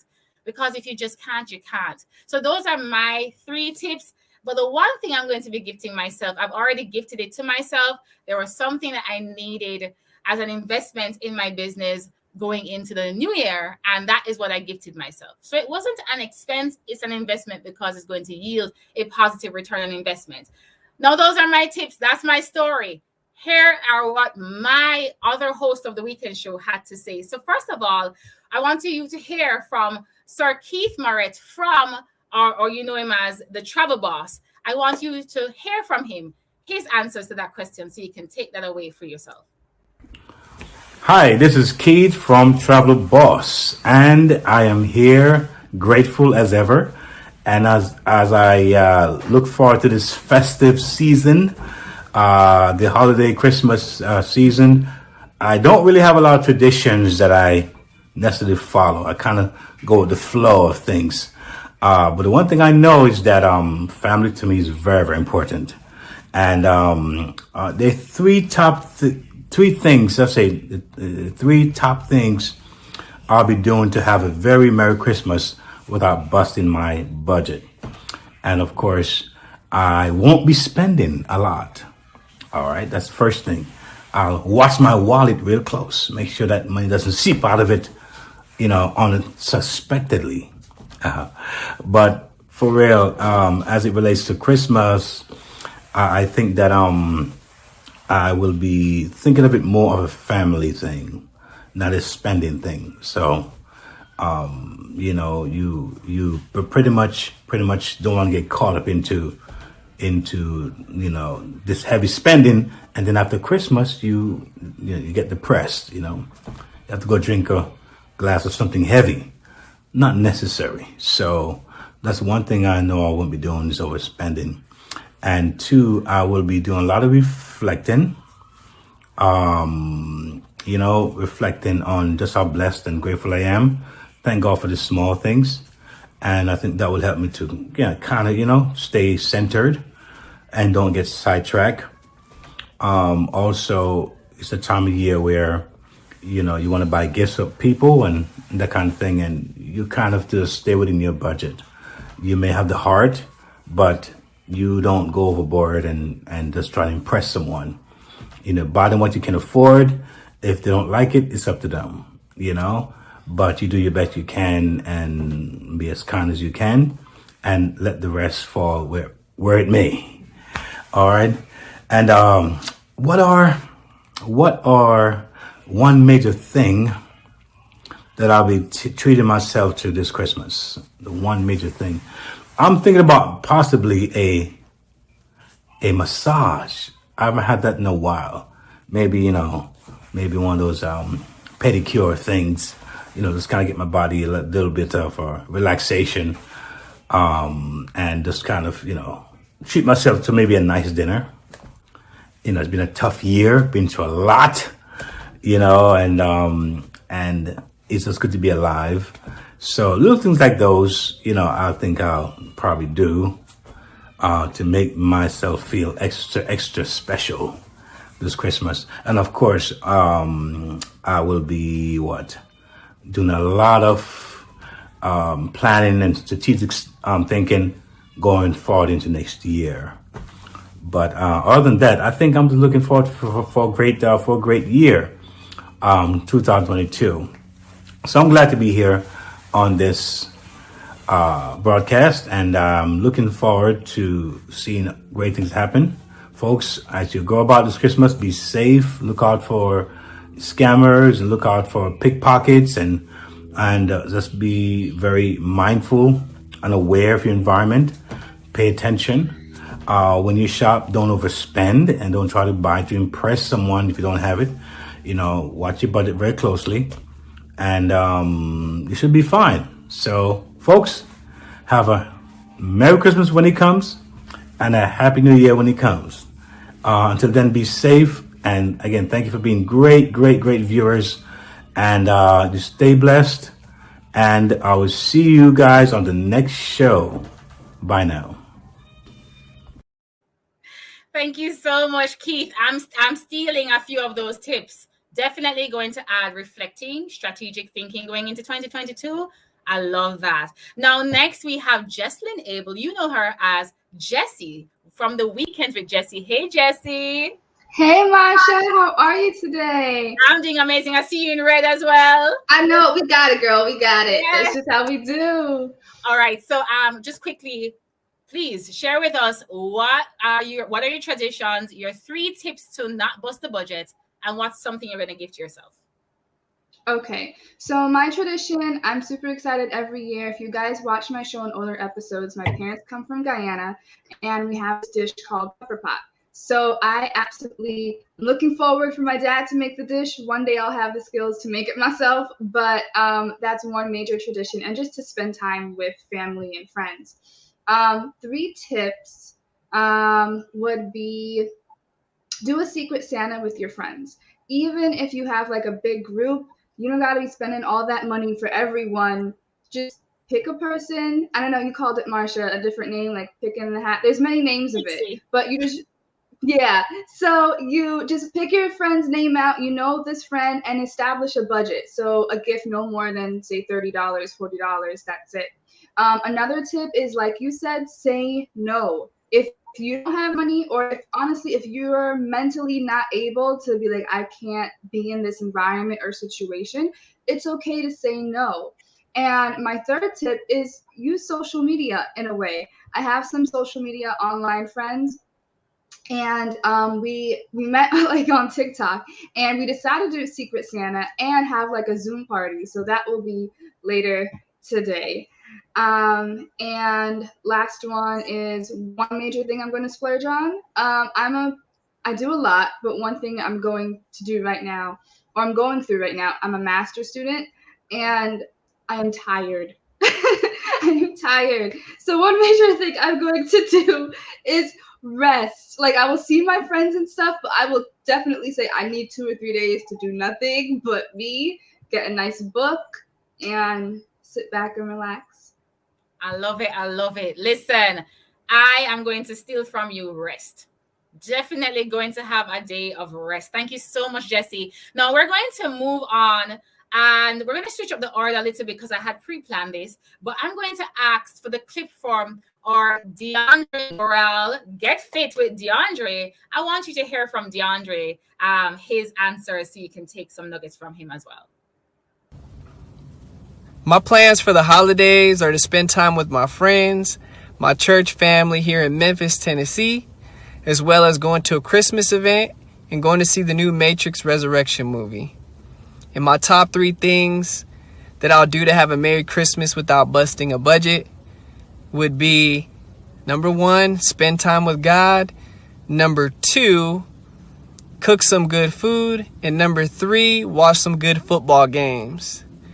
And the last thing to treat myself for this Christmas would just to be transparent with myself and reflect on where I've been and where I am now, and just really being at peace and understanding that all things are possible, and just treating myself in that way, and showing myself grace from where I've been and how far I've come. Awesome. I love that. You see how many times reflecting has come up? I'm going to steal from DeAndre going to watch a movie. For him, it was Matrix. For me, Spider-Man. I'm going to watch Spider-Man. Definitely on the top of my list. And so next we have our newest comer. I'm going to be welcoming her and meeting her as well for the first time. I'm so excited. So we have Shola Smith, who is business and branding. Shola, please. Hi, good morning. How are you? Thank you for having me. Absolutely lovely to have you. Go ahead, share with us. Okay. So for this Christmas, we will be doing a Zoom Christmas with family. This is kind of a new tradition, being that COVID and the pandemic is happening. Everyone is not really traveling as we would love to travel, right? For everyone to come into like one spot. So we will be doing a Zoom Christmas this Christmas. And this year I do plan to shop with intention. I want to make sure that I'm getting good deals. I also want to make sure that my gifts are below $40. That is my budget. Below, I don't care what it is, below 40, right? And then also, I also think that gift cards are a great way to kind of, if you don't know what to get someone, it's a great way, and they can use it for a long time. It has a longer expiration date. And for this Christmas, I am looking forward to just having a nice dinner, a great bottle of wine, peace and quiet. Definitely looking forward to just resting and just enjoying this Christmas. Listen, I love that. That tip about keeping it below $40 and the gift card. Like, honestly, if anybody is watching, for those who are watching the show, if you're any of my friends or family, listen, gift cards. I'm good. Amazon, I'm fine. Thank you very much. Absolutely. Thank you so much. I love it. Thank you. Merry Christmas. For being here. Merry Christmas as well. All right, ladies and gentlemen. So you've heard it. Listen, you literally just got 5 persons' responses. There is something there that you could have taken away. And so as we wrap up this episode of the Wealth Mindset Show, we always end it with the book of the week, right? Now, what is this week's book? You must be thinking, well, listen, the book of the week is actually the foundational book of all wealth and success, in my opinion, and all wisdom. The Bible, the Bible. Listen, if you want a deal for the Christmas, you get 66 books with one purchase.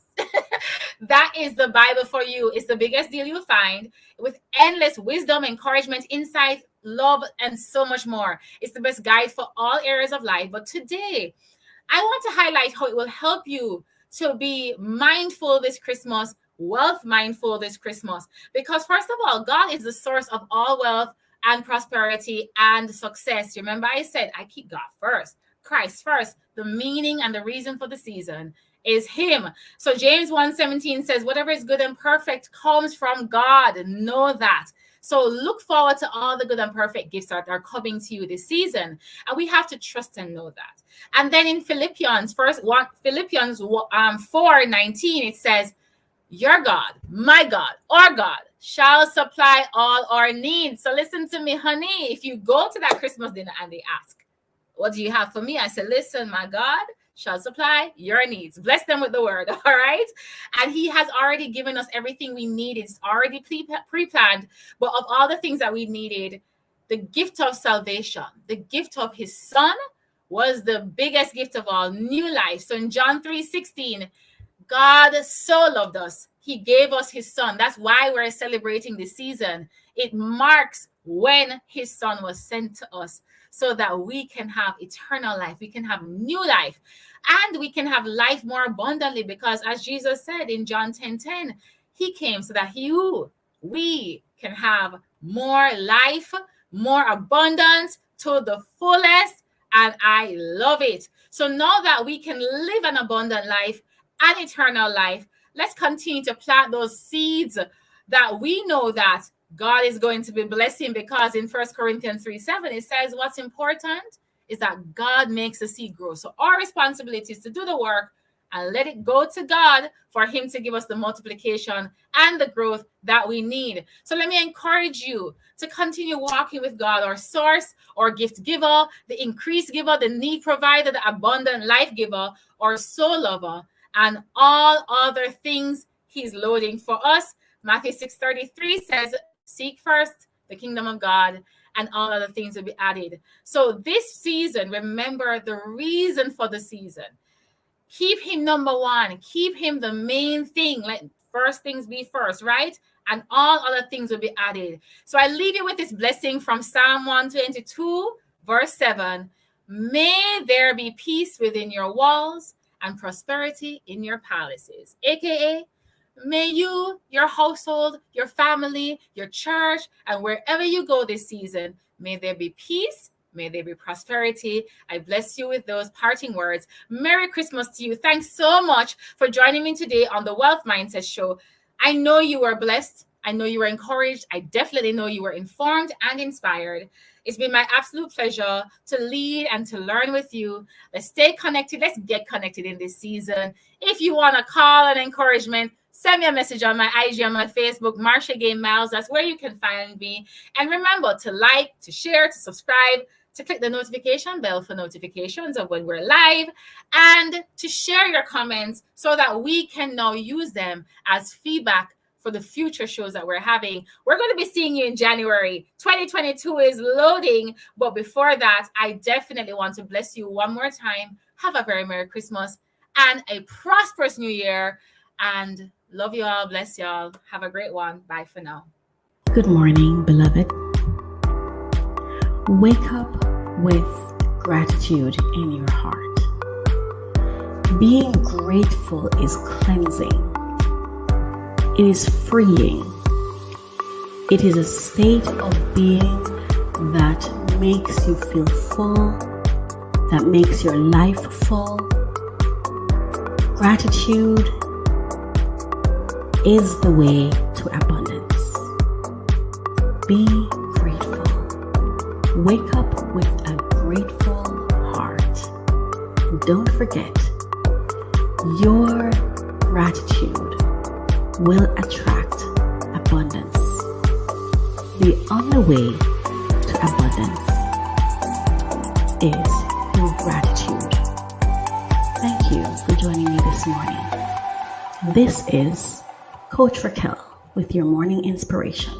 Have the best day. Smile the most today. Laugh heartily today. Embrace gratitude today. And live in a state of gratitude. Wake up with a heart of gratitude.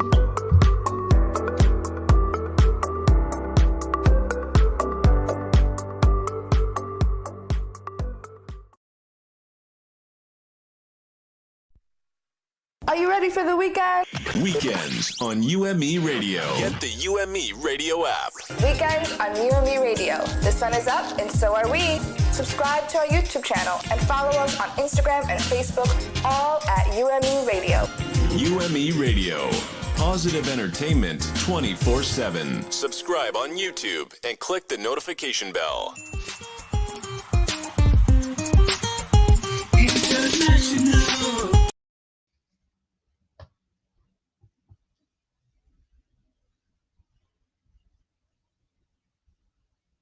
Hi everyone, good morning, good morning, good morning. It is me, Jessie. Welcome to Weekends with Jess. I want to wish you guys a Merry Christmas and a Happy New Year. Coming up in our show today, we have Jessie's kind of a continuation of my story and dive a little bit deeper into why I chose healthcare.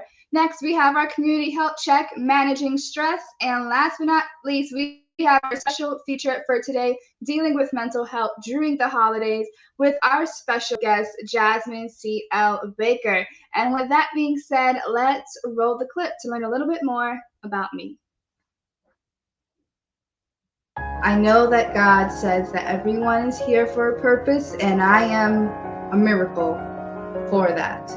And let me get started with that. So, I had a mind of my own and decided to pop into this world, I don't know, 3 months early. My mom had me at 24 weeks. And not only was I 3 months early, I only weighed 1 pound, 5 ounces. Sometimes people may think having some type of birth defect or a complicated birth, assume that you're weak. And that was from my get-go. That was from the minute I was born. Doctors thought that if she survives, she would have all of these disabilities, or she would be a vegetable. And my mom and my grandmother come from a very praying family, and they prayed over that. And you see me today, the only disability really that I have, I need glasses. That's how many people need glasses. So I'm proof of a miracle. I am proof that despite what anyone thinks, despite what anyone says, despite your disability or how you came into the world or your family dynamic, whatever it is, you can do it. I knew that whatever I did, and in everything I did, I knew that my purpose that God gave me was to help people and to be a light. And, you know, I didn't know exactly how per se, but I noticed I was that friend in the middle that would always come for advice, you know, and talking. Or that friend that needed, you know, an injury or bandaged or something, or that friend that was going through such a dark time that they called me just to rant. My mouth would be shut, mute, and they would just talk and talk and talk and talk and talk. So then that got me more involved in the psyche of people, as well as the body as a whole, and did more research into healthcare, of how big and expanding it is. So I want to preface, before I got into ophthalmology specifically, I did an internship for 3 months with traumatic brain injured patients, adults. And what I would do is, I was a volunteer, but the program that we were a part of would help acclimate them into the community. And there was all different varieties and you know, severities of what neurologically is going on with them. But for some that weren't as disabled per se, teaching them how to count money again, you know, or how to take the MTA or the subway and not to be overwhelmed when there are a lot of people around, and exploring New York City of what New York City has to offer, you know. And being with them, and some of them had eye problems and like glaucoma and stuff, which kind of piqued my interest a little bit. But being with them and realizing how important true compassion is, because you have to remember, even though that they have this neurological brain injured disability, you can't treat them 100% like a child, because they are adults. And depending on their severity, they know certain stuff, they feel certain stuff, if you get what I'm saying. So, but out of that internship was 100% the push that I needed to secure what I did in healthcare. And I could tell you a very brief story before we get into ophthalmology. I had one of the adults named Carlos, right? He had a memory loss disability. And my manager at the time was like, you know, he never remembers everyone's name for a short period of time. Like, you really have to grow on him. He really has to start to like you, to, you know, put your face and your name together, you know? And one day within my 2nd month, I walked in and he was like, "Jesse, you're here." And I'm about crying right now because he remembered my name. All right, guys, and that is a little bit of my story, and I thank you guys for allowing me to share this with you guys. I hope you guys are enjoying it, and stay tuned for part 4, 5, 6, and on all future episodes of the Weekends with Jessie show. Now we're going to get into our community health check. Hi! How have you been? How's your weekend? You know what time it is. It's time for community health check. Sometimes a simple "how are you" is enough to make someone's day. Today, we'll be talking about managing stress. This is a topic that's being discussed due to a social media Facebook Live that was aired earlier this week. In this live, 44-year-old Raji Sharif confessed to what is now a double homicide and suicide. Though no violent action was captured on video, we have a clip to share with you. I want to stress and say that it may not be suitable for all viewers. Viewer discretion has been advised. Chilling live stream. A man confessing on Facebook to killing his ex-girlfriend in Baltimore before police say he turned the gun on his ex-wife and then himself. Felt like a dream. Like I never thought I would be that guy. It's just the holidays, man. I don't have no family, nothing. Anyway, I just did something crazy. WJZ scoured court records and obtained protective orders Wendy Black had filed against him, the most recent last year. She wrote, "He threatened to kill me with a gun." From this video, you can see that our actions and how we manage our stress is very important. Here are some signs of stress and some management strategies and techniques. But first, let's look into what is stress. Science defines stress as a state of mental or bodily tension caused by physical, emotional, or mental factors. Stress can be either brought by external or internal conditions or stressors. External causes of stress could be due to environmental, psychological, or social situations. Internal causes could be a result of medical conditions or any disease.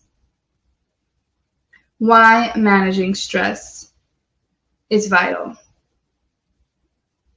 Managing stress is vital because it has a strong and lasting impact on people's lives and can lead to adverse conditions. Apart from causing hurdles in personal space, it can have a drastic consequences on one's health, ability to function, or perform properly at school or professional space. It can negatively take a toll on one's energy levels, moods, relationships, social life. So now let's get into some stress alarms or symptoms. First one is your cognitive alarm. This includes loss of memory, poor focus and judgment, pessimistic thoughts, anxiety, persistent worrying. Emotional alarm, mood swings, irritability or short-temperedness, restlessness or aggression, overwhelmness, social isolation or loneliness, depression. Physical alarm, headaches or bodily pain, digestive problems, decreased immunity, nausea or fatigue, increased heartbeat or blood pressure, loss of physical desire, and last but not least, behavioral alarm, eating or sleeping disorders, lessen your social life, negligence of responsibilities, substance abuse, this could be resorting to alcohol, cigarettes, or drugs, and nervousness. So here are some management strategies or techniques. Mindfulness meditation. This means that you can offer your body a way to relax by body and mind. This can be done by deep breathing. Meditation gives peace of mind and improved focus. Exercise or yoga. Regular workout or exercise is a good way for the body to keep their stress levels in control. Physical activities like lifting weights, walking, releases stress combating hormones and has contradictory effects of putting physical stress on the body and relieving mental stress. Imagery. This method uses soothing and pleasant images such as nature or visualizing a calming image and controlling your breathing. Time management. Majority of stress results from poor time management and planning. So it's essential to create a timetable schedule of your tasks and prioritize them so everything could be effective and balance your time and work. Self-care. You know the saying well enough. Health is wealth. Then this is so true. Without taking care of your good health, one can't work properly. So when it comes to managing your stress, take vital care of yourself. Whether you need to relax, take a breather, not commit to certain activities for a day or two, keep yourself in control and perform self-care. Maintain a stress diary per se. It's important to emit all of your negative emotions. So whenever you feel negative or you have these emotions boiling up, write it down. Aromatherapy. Aromatherapy uses essential oils, scents to treat one's mood. So the use of essential oils or aroma candles helps in reducing stress. Tune into music. Research affirmed that listening to calm and soothing music helps to lower the heart rate and blood pressure, thus reducing your cortisol, the stress hormone. Reading books. We all love to pick up a good book, and reading improves not only your stress levels, but your concentration. It diverts the mind and thus is an effective method to lessen stress. Socializing with your friends and family. Being in the company of loved ones helps relax and enables one to share their concerns and problems. Studies reveal that socializing helps in the release of the hormone called oxytocin, which is a stress reliever. Go and get a hobby. Get your time into something that's good, something that you like to do, whether that's painting, dancing, fixing, poetry, whatever it is. Occupy your time in something that you actually enjoy. Befriend nature. Exposure to nature helps reduce anger, anxiety, and stress. Being in the company of nature enhances pleasant and positive feelings, thus reducing your stress hormones. Consult a psychologist or counselor. Nowadays, many people seek professional help to manage stress. Therefore, seeking treatment or getting counseling sessions can also improve beneficial advantage to stress. Last but not least, keep a positive mindset. Many times, stress is a result of our own thoughts, and therefore one has to train the mind to adopt a new perspective and develop a positive attitude. Self-affirmation takes away unnecessary stress. Although stress and feelings of worry can arise in personal and professional life, tackling stress by implementing the above list tips can help your stressors away. And here are some recommended articles. Stress depression, phases of project management, stress management at the workplace, and stress management for students.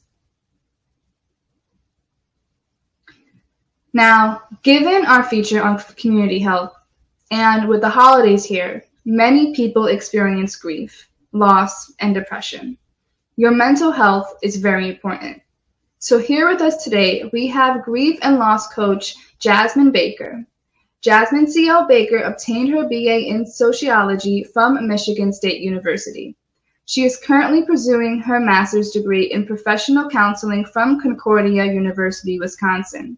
She's an author and a business owner, having started her Christian grief coaching business, On Purpose Global Enterprises, LLC, in April 2020. Her mission is to create a safe space for women to recover and rediscover their purpose following a significant loss. Miss Baker, Jasmine, welcome to the show. It is a pleasure to have you. So much. I'm excited to be here. Awesome, Jasmine. I'm so happy to have you here too. So let's get right into it. Want to preface, if you saw what was going on in social media with that video clip or audio clip of that gentleman that did the double homicide and suicide, can you share your thoughts on that real quick? Yeah, I just being around stuff like that during the holidays, it's already difficult if you're not with your family, but you add in mental health and the fact that a lot of people, especially in the Black community, don't seek out help because of the stigma attached to it.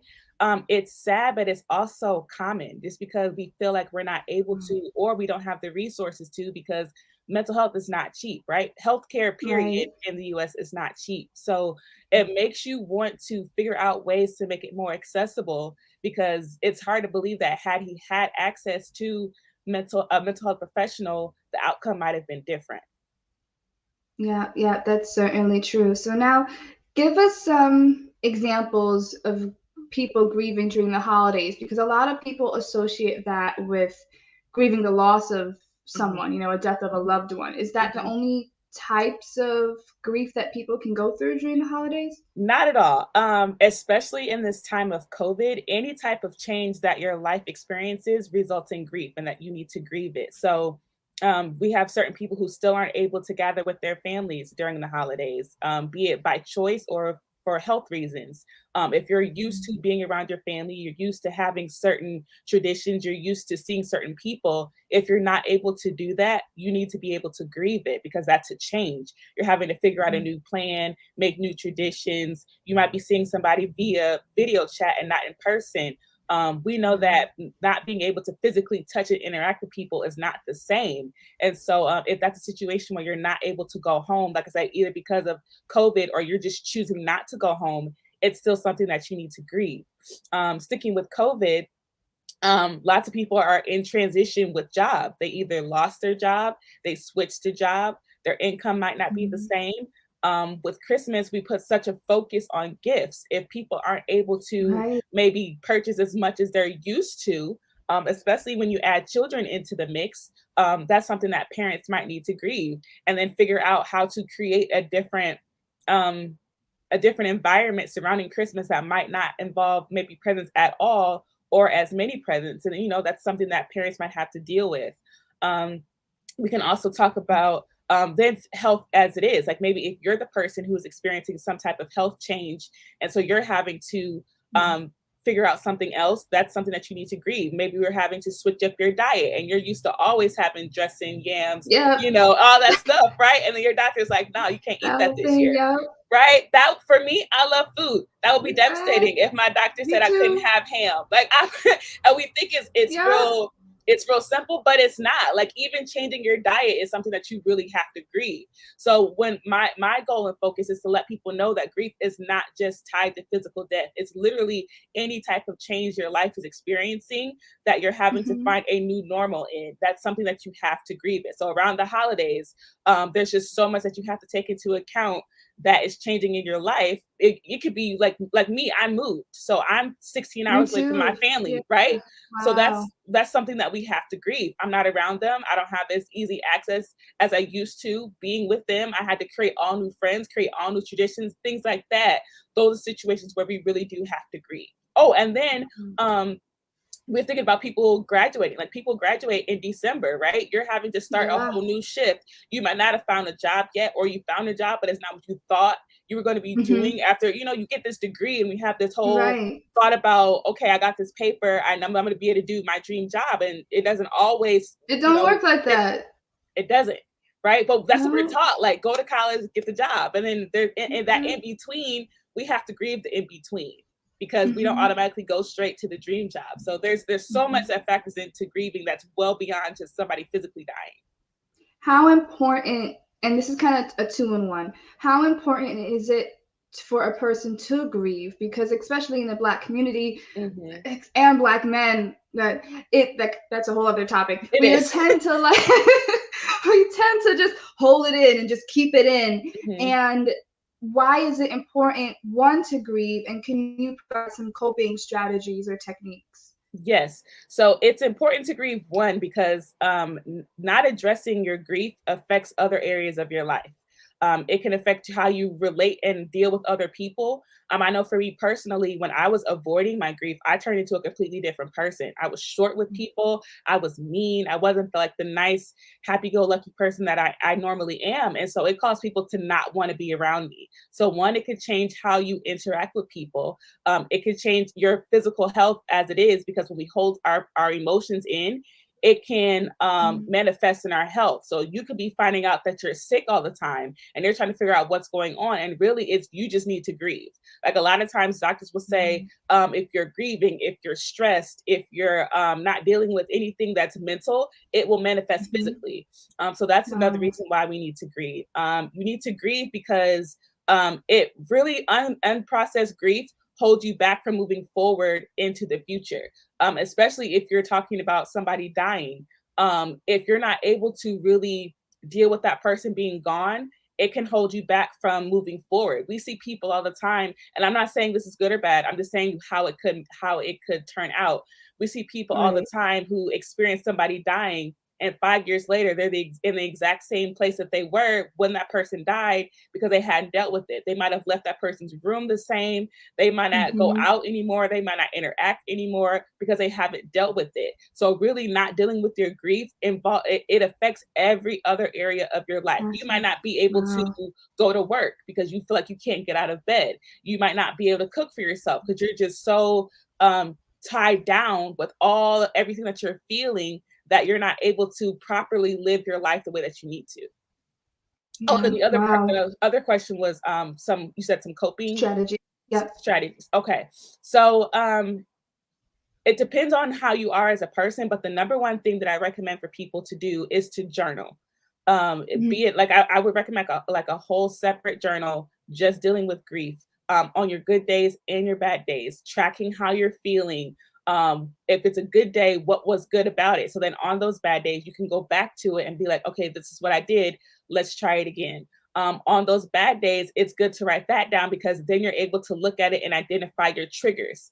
It's really important to identify triggers because then you can properly plan for them. Not saying that you won't ever get triggered, but you'll be able to recognize that just happened. So grief is probably coming. For an example, if it, like most people are talking about death, so I'll give that as an example. If somebody died and holidays are coming around, you have to make a plan about how you're going to spend your holiday, right? If it's somebody like your grandma or grandpa who died, and your grandma and grandpa always make the sweet potato pie, right? We got to plan about who's making the sweet potato pie now. Really Right? We don't want to wait until the day of Christmas and we in the kitchen cooking and then okay, now all we have left is sweet potato pie and everybody's sitting around looking like, well, who's and gonna no do one it? knows the recipe. Nobody knows not. Yeah. Now everybody's triggered, right? We're all triggered. We're all like, okay, well, what are we gonna do now, right? So making plans ahead of time about how you're gonna process, how you're gonna deal, because I equate it to all the time. You always deal with triggers, right? But if you make a plan ahead of time, instead of like smacking into the wall, you might just kind of walk up to it because you have a plan now of what you're going to do, right? Doesn't hit you as hard. Exactly. So it's always important to try to make plans ahead of time instead of just allowing grief to happen to you. Because if you just wait for it to happen, you're not able to continue to healthily and move forward to the point of where grief isn't like overtaking your life. Gotcha. We have two questions. We have Satin Brownie that says, how is grief connected with PTSD, especially loss due to trauma, not necessarily loss of a person, but achievements? Oh, that's really good. So let's take it into terms of a job. So if you say you graduated from school and you got that dream job, right? The one that you have worked 10 years of your life to achieve, and for one reason or another, you lose it, right? You're trying to move forward, but maybe like your life has now changed. Maybe what you're doing now is not, the income isn't as great as it was before. PTSD and grief go really hand in hand because along with those triggers, maybe the new job that you have it's just not what you wanted. So every time you go to the job or you get a paycheck or you get with your coworkers, you're constantly reminded about the fact that you're no longer in that dream job that you were in. So you're facing that trauma all the time because you're not doing what you wanted to do. Maybe you're not at the place you wanted to be. It's also a constant reminder that you're facing all the time. So that's an achievement that you're always that you worked so hard to get, and then you lost it. So it could be it could also keep you from trying to get back to that place. So maybe you found a different job, but you experience PTSD if anytime somebody presents the same opportunity to you in that same field, and now you're afraid to apply to it because you're like, well, I don't want to apply and I don't get it, or I don't want to get it and then I lose it again, right? Because then I want to have to go through the grief of losing it again, or you know what I'm saying, like being in it and then losing it. That's PTSD. That's trauma, because now you could possibly be allowing that trauma to keep you from achieving that success again. Okay, great. Okay, you're welcome. Yes. Yeah, awesome. She has a great answer. Okay, so we sadly have to wrap this up a little bit. We definitely have to have you back on the show for like a part 2 because you're absolutely awesome. Thank you. I know that everyone is going through a hard time. And you are a grief and loss coach. Can you tell us how people can get connected to you and your services? Oh, absolutely. So my website is www.onpurposege.com. All of my services are listed there. I offer individual coaching sessions, and I offer a 3-month coaching package. My coaching sessions are actually on sale right now because I'm focusing on grieving during the holidays. So normally those sessions are $97. Right now they're $50. So if you would like to do that, you can go to my website. It'll be listed there. On Instagram, I'm Jasmine C.L. Baker. There's a link in my bio. It literally will take you to everything that I have going on. My podcast, my website is listed there too. So if you weren't able to get it, oh, it's right there. Okay, so my website is there. I have merch that I'm wearing right now. So like this shirt and other things that I sell, they're also on that website. So really, if you go to my Instagram, you can find everything that I'm doing there. Awesome. Thank you so much, Jasmine, for being on our show today. You are so welcome. I loved it. And look, we're Dread Sisters. We got it. Listen, okay. I know. So we're definitely going to have you back. In the meantime, I want to say have a Merry Christmas and a Happy New Year, and have a great and safe holidays. Bye. Bye. All right, guys, so that is it with Weekends with Jessie. Let us know in the comments down below how you feel about it. Remember to like, comment, share, subscribe. Click that notification bell so you'll be notified when we go live and when we have our new episode. We have Jody McFarland. Hey, girl, how you doing? Hey. All right, guys, so let us know, again, if you had any insight, any purpose driven in today's episode. If you've been inspired, motivated, educated, in the comments down below, let us know. Like, comment, share, subscribe, click that notification bell so you'll be notified when we go live. And now let's head into our spotlight. So our spotlight for today is our Christmas Community Outreach Drive. This is from Apostle Dr. Faith Walters and Women and Men of Excellent Outreach Ministries. And she had a community outreach drive on Tuesday, December 14th, 2021 from 2 p.m. to 3:30 p.m. Again, it was at 3456 East 3rd Street, Mount Vernon, New York, 10550. And Dr. Faith Walters is an amazing person. She not only does giving back and everything like that, but she also has counseling and coaching sessions as well. And I want to let you know that she's also presenting a New Year's celebration bash community outreach drive. Now, write this down. It is at Tuesday, January 11th, 2022. Please correct me if I'm wrong, if that should be Tuesday, January 11th, 2022. Yes, from 2 p.m. to 3:30 p.m., the same address, 3456 East 3rd Street, Mount Vernon, New York, 10550.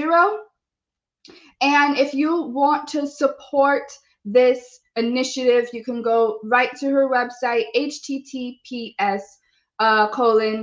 WAMOE.org/outreach. That is WAMOE.org/outreach. Again, this is for her coming New Year's celebration drive, and that is on January 11th, 2022. To get connected with Women and Men of Excellence Outreach Ministries, you need to send them a mail. Go to P.O. Box 2077, Mount Vernon, New York 10551, or you could call them and they can be reached at 914-699-2482 or 914-837-9635. And with that being said, everyone, let's head into our next segment of today's awesome show, Travel Boss.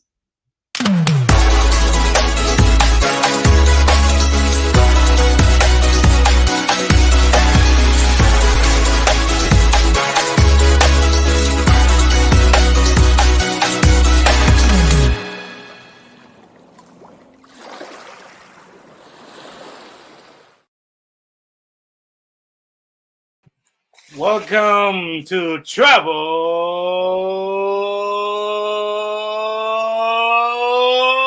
Boss. How we doing? How we doing? Well, this is Keith here on Travel Boss, and I'm here with another exciting segment. And I hope that you're ready to rumble with us this morning on Travel Boss. Hey, listen, travel is up this year. I'm hearing travel is like really up. Despite of COVID and all the different things that's going on, travel is on the rise. So tell me that people love to travel. I mean, I love to travel myself, but people love traveling. So folks, if you've been watching this show, I hope you've been getting some good nuggets as far as travel, how to prepare yourself for travel, what to look out for, how you can get the help and, your travel packages and, get the nuggets and how to go about it and get the help to make it a fun experience. Listen, I've heard many times over the years, many folks have traveled and they come back exhausted. They leave exhausted. Anxiety going, anxiety on the way, anxiety coming back. All because maybe it wasn't planned as well as it could have been, or they were lacking the support that they needed. Well, I'm a businessman, musician. Someone called me the Renaissance man. Love sports, love music, but I love travel, and I've been blessed to have had the opportunity to travel the way I did, and I'm still looking forward to do much more in the future, folks. This week's title, talking about the mass immigration of Americans and the reasons behind it.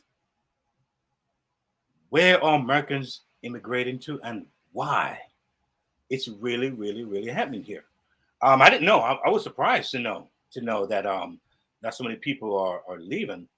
And it's funny because I remember in 2016 after the presidential election, when Trump had won, a lot of people said it would be the country, which is kind of interesting. But I'm here this morning with my lovely, I guess, co-host here for the morning. I would say, Jesse, what's going on? What's going on? I'm good. I'm excited. I love being on the show with you. It is absolutely amazing. And like you said, I was surprised, well, not surprised, but in a way when a lot of people said that they were going to leave America when Trump was president. Yeah. And there are other reasons why I would want to leave, or the thought of it has come to my mind a few times. I'm telling you. And the red, I love the red too. Look at you. You're just banging out this Thank morning. You. It's Christmas. You know what?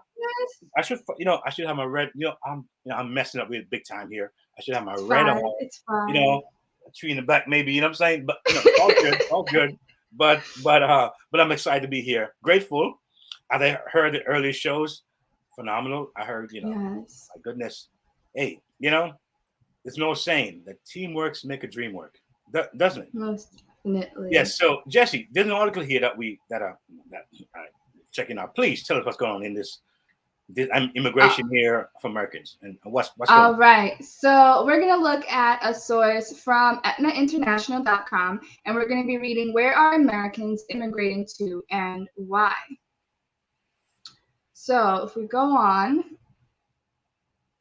to the next slide, there we go. So let's know what is happening exactly. Yeah. So in the United States, the U.S. government doesn't formally track how many Americans leave the U.S., but the most recent estimate puts the figure at nearly 9 million. This figure represents, a doubling of the 1999 figure placed at 4.1 million. The number of expats has more than doubled in the last 15 years, a number growing faster than the rate of the U.S. population itself. Wow. After the 2016 U.S. presidential election, many Americans said that they would leave the country, though no figures exit to show whether a significant uptick has occurred. So, yeah, go ahead, Jess. Okay, so where are people going? According to the Association of American Residents Overseas, AARO, U.S. expats can be found in more than 160 countries. 40% opt for the Western Hemisphere. This is Canada, Central, and South America. Yeah. 26 move to Europe. 14 head to East Asia and the Pacific, think Australia and New Zealand, as well as China and Japan. And another 14% head to the Middle East. 3% travel to Central or South Asia, and 3% choose Africa. Keith, where would you go? Before I answer that question, I was looking at the stats here. 40% is talking about China, East Asia. I didn't know because you hear these stories, and here in America, we, of course, the narrative is that we are the best, number one, and all that good stuff. You know what I mean? Right. And it's a great country, and I thank God for how it has, I would say, helped me, to see the world the way I do. But you think about a place like China, it seems like it's it's a bad place, and it's dangerous, and you get these ideas from living here, and so many people are going there. Yeah. You heard that. It's like the stereotypes seem to ring loudly on some of these places. But hearing where people are going, I'm like, wow, Canada expected to hear Canada. I expected to hear Europe and so on and so forth. I know Ecuador is one of those great countries that are very low cost and very clean and have a lot of natures. But as far as I'm concerned, where would I want to go? Man, Jesse, that's a tough one here. That's you gave me a hard task, Jesse. I don't know. You could ask the same thing for me. I don't know if I would. Too, but I'm thinking. I'm asking you first. And what I'm asking you, I'm trying to think about mine. Go right ahead. Okay. Like you, I've traveled a lot. I would see. I gotta think logistically too. Like Europe would be a place. I love Europe. I don't know where. I have family in London. I've been to Italy and Spain. And Holland, so Europe seems more like that because it's English speaking. But like we said, where people are going on the screen there, in 2015, the most popular countries for the expats of all nations to move are Ecuador, Mexico, Malta, Singapore, Luxembourg, New Zealand, Thailand, Canada, and Australia. And of those, I would either pick Mexico or Thailand. Interesting. Thailand. Yeah. Why Thailand? Just curious. One, it's an absolutely beautiful country, and it's not expensive. Thailand is also one of the places where if you can solo travel, it's one of the places where they tell people to go. Okay. Because of how cost effective it is. Yeah. And beautiful, of course. But and beautiful. I hear the food. And the food. Oh, I love. Oh gosh, don't even get me started with the food. The food. And it's the most likely the food you won't gain weight. It's healthy. It's the way it is. It's healthy, right? Carbs and this kind of thing. So, hey, but for me, Jesse, I'm thinking for me, I have like several spots. You know what I'm saying? Okay. Maybe a spot in Florida. you know, or down south, somewhere down south. You know, the warmer. Okay, down south. Okay. Yeah, down south. I'm thinking like maybe back home, or Yeah. some spot back home. Mhm. And I'm thinking now maybe some part in Africa, place in Africa. That's nice. I'm thinking it could be Ghana, or it could Mhm. be one of those countries. Um, you know, Senegal, one of those countries where Yeah. it's for me, it's roots. It's something about Did that you? culture, that country. Yeah. Did you know that Ghana, I know for sure, is one of the countries in that West Africa region. Yeah. But for people that have a Caribbean descent, like me and you and others, they're allowing people to migrate and become citizens of that country. Really? Well, that's interesting. Certain countries in Africa, they're allowing Caribbean people or people of Caribbean descent to migrate and become citizens because essentially, yeah. And I did my what was it, 23andMe, and I am, most of it comes from Ghana and Nigeria, but I also have, you know, Ethiopia and Eastern Africa as well. But most of it comes from that Western Look at that, huh? Oh yeah, countries. I'll tell you. Yeah. Yeah, so I kind of see myself in like a triad kind of thing going. Triad, you know, triad, where I kind of move, and I see myself being free, totally free, not only time wise but financial wise. Because a lot of people they're okay, they're financially free, but not time wise. And a lot of people when they retire, of course, they're the time, but they don't have the financial freedom to back up the time. Yeah. So I want both when I'm young, healthy, strong. Be my 25-year-old self right now. Let the world know. Don't tell nobody the secret. But I want to travel. I want to do some things. So why are people moving? Why they? I mean, you know, they're moving to these places, but what's going on, Jesse? I mean, it's interesting. All right, so just as many immigrants arrive in America seeking a better quality of life, many Americans are leaving for the same reasons. For many, this means economic reasons, sometimes tax, sometimes work opportunities. Many Americans retire abroad, and some end up meeting and marrying partners while on foreign assignments. So Jesse, watch it now. If you go travel, we see a ring sparking on Facebook somewhere. Hey, I'm Jesse. I mean, Ecuador is my thing. So watch it, Jesse. Watch your travel now. I don't know. I don't know if my future husband's gonna. Listen, if my future husband is listening and you happen to be overseas, just let me know. Get connected. Just comment in the comment section down below. You know, folks, you heard it here first, okay? Right here first. So we can start to work on the cake. All right, very nice. I like that. Yeah, but you know, it's funny. But this Christmas season, yes, you know, we're seeing a lot of traveling. And people are traveling a lot, interesting enough, for family reasons. And it seems like when they travel, they get stuck, like you're saying. And, you know, they say, wow, this is nice. Or they may say, wow, this has changed. Many people haven't traveled in 5-10 years. And what they remembered wasn't so pleasant. Or what they remembered seeing wasn't there. But of course, you know, things grow. You know, people get developed. You know, places get developed. And they go back, it's like, oh, my goodness. Wow. I remember when I went back to Jamaica in 2018, and the airport, Montego Bay Airport, shocked me.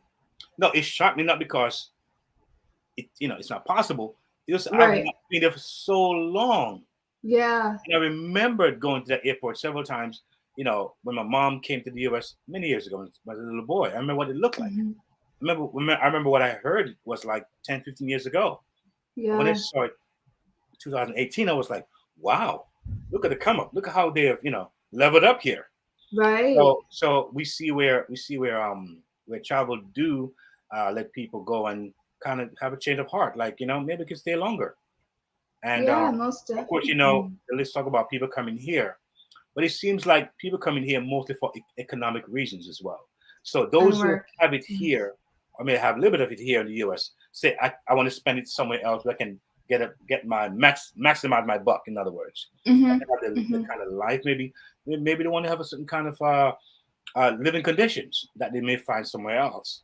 And those who are other places may say, I don't have the economics to even live in my own country well, so let me go somewhere where maybe or I could. Yeah, I know a lot of students as well. They may come from overseas or Yes. even like Canada to Yes. come to America, Mhm. develop their careers. Some may stay and some Mm. may, okay, I got my career, I'm heading back home. There you go. Exactly. And it happens more than we think. So again, folks, you know, this is Travel Boss here with Keith and I guess my newfound co-host Jesse. Who knows? You will just make this show come alive, Jesse. You know, just smile. Oh God, bless you. Listen to me. We're gonna go Oh, to my thank travel you. wish You make list. me blush. We gotta Yes. go through our wish list. Yes, our deal of the What's week. hot? Jesse? What's hot? What's hot? Tell me what's hot. All right. So let me tell you guys what is hot, what is going on right now. So our deal of the week is in regards to Viking embark on a journey of discovery. Uh-huh. And now there's special cruise fares plus up to free air. And what they're offering is it expires December 31st of this year, just in 2 weeks, guys. So let me tell you what's some of the most popular itineraries. We have Rhine Getaway, Amsterdam to Brazil. This is 8 days from $1,099 per person. They have a romantic Danube. Interesting. Budapest to Regensburg, again, 8 days from $1,999 per person. Danube Waltz, again, from Paso to Budapest, same 8 days from $1,099 per person. There's a Grand European Tour, Amsterdam to Budapest. This is for 15 days from $3,099 per person. We have Paris and the heart of Normandy, round trip Paris trip, 8 days from $2,299 per person. Lyon and Provence, Lyon to Avignon, 8 days from $2,199 per person. Paris to the Swiss Alps, Paris to Zurich, 12 days from $3,299 per person. And last but not least, Cities of Light, Paris to Prague, 12 days from $3,299 per person. And there are other itineraries available for dates, prices, and up-to-date offers. Availability, visit viking.com/rivers. But you know that you could book all of your travel needs, all of your travel documents, visit mytravelwishlist.com. I want to make that correction for you guys. So if you need to book this and all your other travel expenditures, go to mytravelwishlist.com, and we have it up on the screen. It is super simple. You could book your cars, your rental cars, cruises, flights, hotels, vacations, inshore. It is super, super simple. We have awesome agents to help you.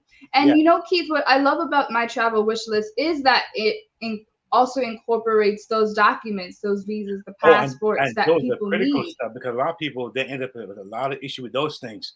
So to get that kind of help, it takes off the pressure a lot of, you know, those things, because, you know, since COVID, there's a lot of, you know, it's a lot more online stuff, and sometimes you need an extra eyes to help you get those things situated. But I would definitely ask you guys, if you've been using this service, please send us an email. You know, let us know what's going on. You know, if you found it useful, because we want to bring to you guys what works, what makes you, you know, find the help you need. You know, how's that giving you all this information here? If you don't use it, of course, you know, we you know, it's going to break my heart. I'm gonna start singing sad songs. Okay. We want to see no sad songs here. We want to travel. No, it's holidays. We need to travel, and there needs to be. There we go, Jesse. A travel song. Yes. You could write one on your sacks. That will be cool. Yes, and send it to info@mytravelwishlist.com. Please. Yes.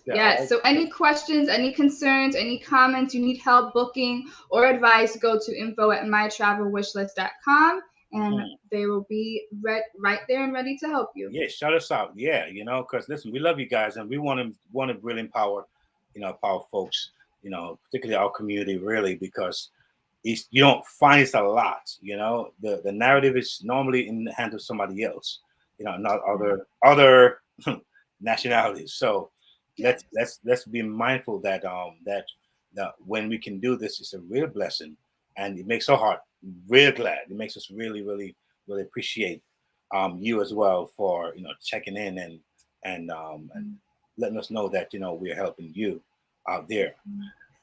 Yes. So as we And wind it's a down, one-stop yeah. shop. Everything on one website. You don't gotta go anywhere else. Yeah, there you go.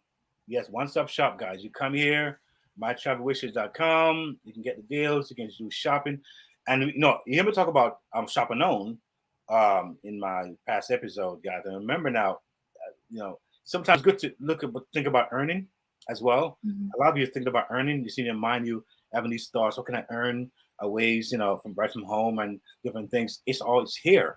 So feel free to check us out and check it out. Ask questions. Email us, as we say, and we can provide you with information that you need to earn as well.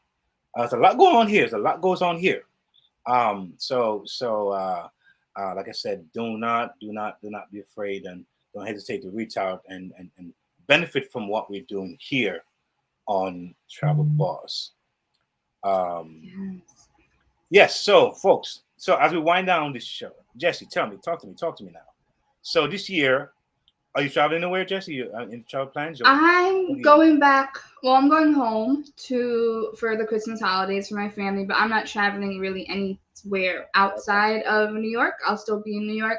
I'm currently in Buffalo, so I'll go back to Westchester and see my friends in Westchester and the city. Nice. But outside of that, nothing crazy. We're gonna keep it calm. We go to a few dinner dates, but that's pretty much it. Are you traveling too? I'm traveling. I'm traveling to my house. No, I plan to travel this year, but some things kind of got curtailed, derailed. So I'm gonna do it next year, spring, summer. That kind of thing. So my plan is for that. But yeah, when it comes to New York, you shot me. Let me know. Maybe we can hang out one of the days and do something cool. One of my networkers here, we don't really see each other a lot. We don't. So it'd be great to hang out and say, hey, Jess, this time you buy me coffee. You know what I'm saying? Of course. But yeah, it should be cool, man. So I'm excited about what's happening here. Again, this I heard earlier about this Christmas, and someone just killed his girlfriend and killed himself. That really moved my heart a certain kind of way.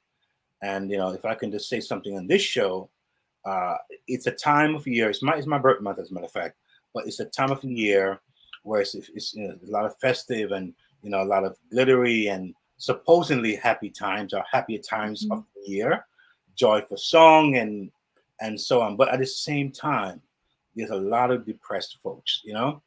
Talk about mental challenges, and just need that mental help.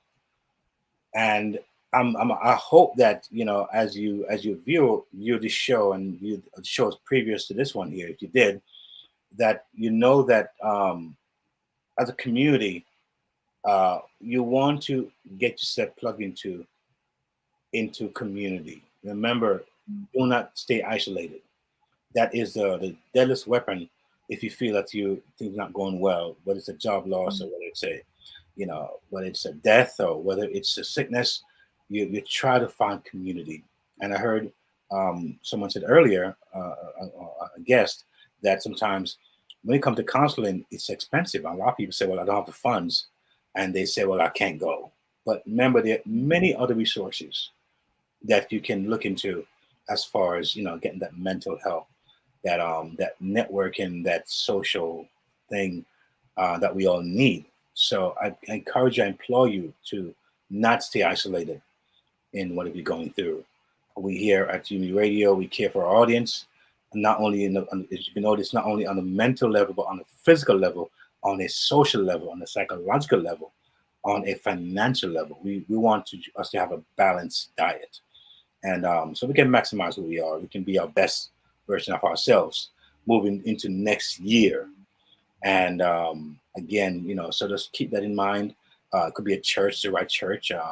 The churches are very big on community. They're big on helping their folks. There are many programs. If there's no food, it's out there. I've seen it. I've seen those. And hopefully, you hear about Family All the Way. That's a great program to get resources as well.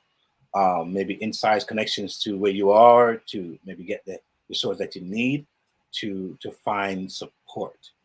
But please stay connected, and we pray that you'll have a good year and that you remain in health, and that next year would be even a bigger year, a blast year for you. Again, Jesse, thank you so much for being here. You've been such a great beacon of light here, and I thank you for your support.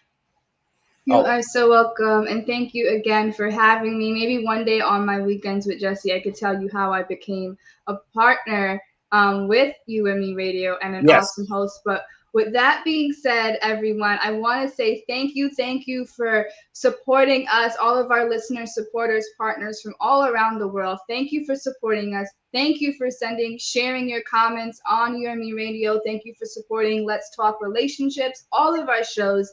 And I want to let you know that we are not going to go. We're going to take a holiday break, and we will be back January 1st, 2022. So this will be our last live airing of our show, but we will be back January 1st, 2022. Don't go nowhere. Yes. We are going to be back and better. Also what we do. Indeed. Thank you, guys. Thank you, Jess. For the producers, thank you. And to the audience and the viewers out there, love you guys. Keep watching. I will see you soon next year. See you soon. Bye.